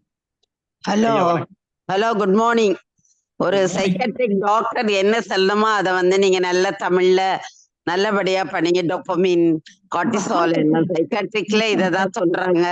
ஆனா அதை ஆமா புரிஞ்சுக்காம மாத்திரையை சாப்பிட்டுட்டு அது இதுன்னு சொல்றாங்க ஒழிய இதுதான் நம்ம ம் முன்னோர்கள் செய்த வழி. இதைதான் ஃபாலோ பண்ணணும். ஆமா பாய். கரெக்டா சொன்னீங்க. Bye uncle. என் பேரை நான் கிளாஸ் பார்க்கும் போதெல்லாம் இவரும் பாப்பாரு. நல்லது நல்லது. Bye uncle. Bye bye. வணக்கம். வணக்கம் வணக்கம் சார். போன வாரம் சொன்னது மறந்துட்டுங்க ஐயா. இந்த வாரம் இனிமே கண்டிப்பா ஃபாலோ பண்ணுவீங்க. நன்றிங்க. நன்றி நன்றி சார். கண்டிப்பா ஃபாலோ பண்ணு. நன்றி நன்றிமா. இஸ்மாயில் ஐயா தான் இன்னைக்கு வந்து ரொம்ப ஆர்வத்தோட சிரிச்சு சிரிச்சு பார்த்தாங்க. இந்த நிகழ்வு வந்து ஐயா இஸ்மாயில் ஐயா தான் இன்னைக்கு நல்ல சிரிப்பா அவங்கள இன்னைக்கு சிரிச்சு பார்த்தா ரொம்ப சந்தோஷமா இருந்தது. ஆமா நன்றிங்க. எப்பொழுது முகத்தை வந்து ஒரு இதாதான் வச்சிருப்பாங்க. இன்னைக்குதான் அதிக சிரிப்பு உங்களுக்கு. சிரிப்பா இருந்தாங்க. நல்லது. சந்தோஷம் சந்தோஷம். சார் வணக்கம் சார். சார் வணக்கம். இடையில ஏதாவது டவுட்னா போன் போட்டு அடிப்பீங்களா சார்? தேவைப்பட்டனா எப்படி சார்? இல்ல ஏதாவது டவுட் செஞ்சு டவுட் வந்தா போன்ல கேட்டா பேசுவீங்களான்னு. ஒர்க்கு எனக்கு மொபைல் கால் பண்றதை விட எனக்கு மெசேஜ் பண்ணினா நான் ஃப்ரீயா இருக்கும்போது பேசுவேன் சார். மெசேஜ் பண்ணுவேன் நான். சரி. ஏன்னா இது ஒண்ணு மட்டும், அதாவது நான் நிறைய விஷயங்கள் பண்ணிட்டு இருக்கேன்னு சாருக்கு தெரியும். ஆல்மோஸ்ட் ஒரு டைட் பிஸியான ஷெடியூல்ல தான் போயிட்டு இருக்கு. ஸோ உங்களுக்கு ஏதாவது சந்தேகம் இருக்கு அப்படின்னு சொன்னா நீங்க எனக்கு மெசேஜ் பண்ணா நான் பேசுவேன். சரி. Thank you sir. Okay sir.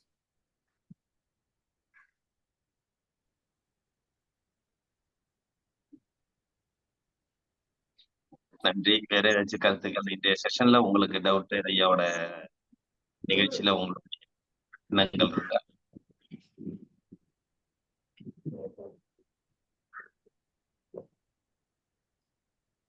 ஐயா வணக்கங்க. வணக்கம் சார். ஆட்டம்ஸ் அப்படிங்கிறதுக்கு என்னங்க ஐயா பொருள்? அணுக்கள்னு பொருள் சார். ஓஹோ சரி சரிங்க. ஒவ்வொரு பொருள்லையுமே இந்த பிரபஞ்சத்துல இருக்கிற எல்லாமே அதனால ஆனதுதான். நீங்களும் சரி, நானும் சரி, நாம பார்த்துட்டு இருக்க இந்த போனும் சரி, இது எல்லாமே அதனால ஆனதுதான். ஓ சரி சரி சரிங்க. ஏற்கனவே செய்துகிட்டு இருக்கக்கூடிய பயிற்சிகளை வந்து கூர்மைப்படுத்துறதுக்கும் இன்னும் வந்து அதன் மேல ஒரு பற்றுதலும் நம்பிக்கையும் வைக்கிறதுக்கான ஒரு வாய்ப்பாக இந்த நிகழ்வு அமைஞ்சதுங்க ஐயா. உண்மையிலேயே ரொம்ப கொடுத்தோம் எடுத்தோம் அப்படிங்கிற மாதிரிதான் இந்த நிகழ்வை பாக்குறோம். அதனால ரொம்ப மகிழ்ச்சிங்க ஐயா. சந்தோஷம் சந்தோஷம். விரைவில் சந்திக்கலாம். வாழ்க வளமுடன். Okay sir. தேங்க்யூ. நன்றி நன்றி.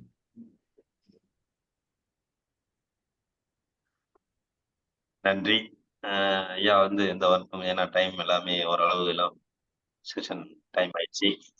இந்த வாரம் சிறப்பு நிகழ்வா இருந்துச்சு. ஐயா வந்து இது பண்ணி நமக்கு வந்து அற்புதமா நிகழ்வை ஏற்படுத்தி கொடுத்தாங்க. அடுத்த வாரம் ஒரு தோஷம், நீங்க அது என்ன தோஷம்ங்கிறத நீங்களே நினைச்சீங்க. அடுத்த வாரம் அனைவருக்கும் ஒரு தோஷம் நமக்கு வந்து விடை தெரியாத ஒரு விடுகதையை கொடுத்திருக்காங்க. கண்டிப்பாக அடுத்த வாரம் ஞாயிற்றுக்கிழமை விடையை தேடி நாம் வந்து கண்டிப்பாக காத்திருப்போம்.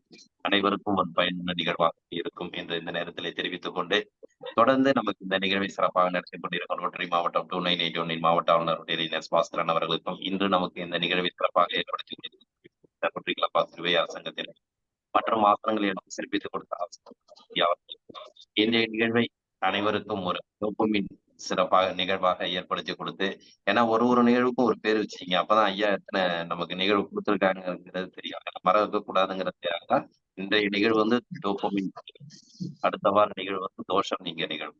கண்டிப்பாக இன்றைய டோபமின் நிகழ்வை ஏற்படுத்தி கொடுத்த சிறப்பித்துக் கொடுத்த அனைவரின் சார்பாக நன்றிகளையும் வாழ்த்துக்களையும் தெரிவித்துக் கொண்டு, இந்த நிகழ்விலே கலந்து கொண்டு சிறப்பித்துக் கொண்டிருக்கும் அனைத்து நல்லுள்ளங்களுக்கும் இந்த காலையிலே நன்றிகளையும் வாழ்த்துக்களையும் தெரிவித்துக் கொண்டு இன்றைய நிகழ்வை செய்து மீண்டும் நாளை காலை நல்லது சந்திப்போம் என்று நன்றி உரை வாழ்க வளமுடன், வாழ்க வளமுடன், வாழ்க நலம். நன்றிங்க ஐயா, வாழ்க வளமுடன். நன்றிங்க ஐயா. நன்றி. மகிழ்ச்சிங்க ஐயா. வாழ்க வாழ்க, வாழ்க வளமுடன், வாழ்க நலம். சந்தோஷம்.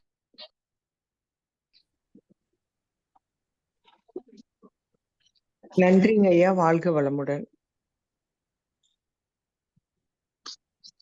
நன்றிங்கம்மா, வாழ்க வளமுடன். ஐயா, வாழ்க வளமுடன். நன்றிங்கம்மா, வாழ்க வளமுடன். குழுவில் உள்ள அனைவருக்கும் நன்றி. வாழ்க வளமுடன், வாழ்க வையகம். நன்றி. நன்றிங்க ஐயா. வாழ்க வையகம், வாழ்க வளமுடன். நன்றிங்க ஐயா. வாழ்க வளமுடன். நன்றிங்க, வாழ்க வளமுடன். நன்றிங்க ஐயா. நன்றிங்கம்மா, வாழ்க வளமுடன். நன்றிங்க சார், வாழ்க வளமுடன். திருச்சாங்கோடு சுப்பிரமணியன். நன்றி. நன்றிங்க சார், வாழ்க வளமுடன். நன்றிங்க ஐயா, வாழ்க வையகம், வாழ்க வையகம், வாழ்க வளமுடன். நன்றிங்க ஐயா, வாழ்க வளமுடன்.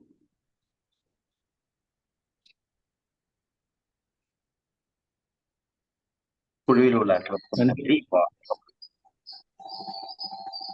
நன்றிங்க ஐயா, வாழ்க வளமுடன்.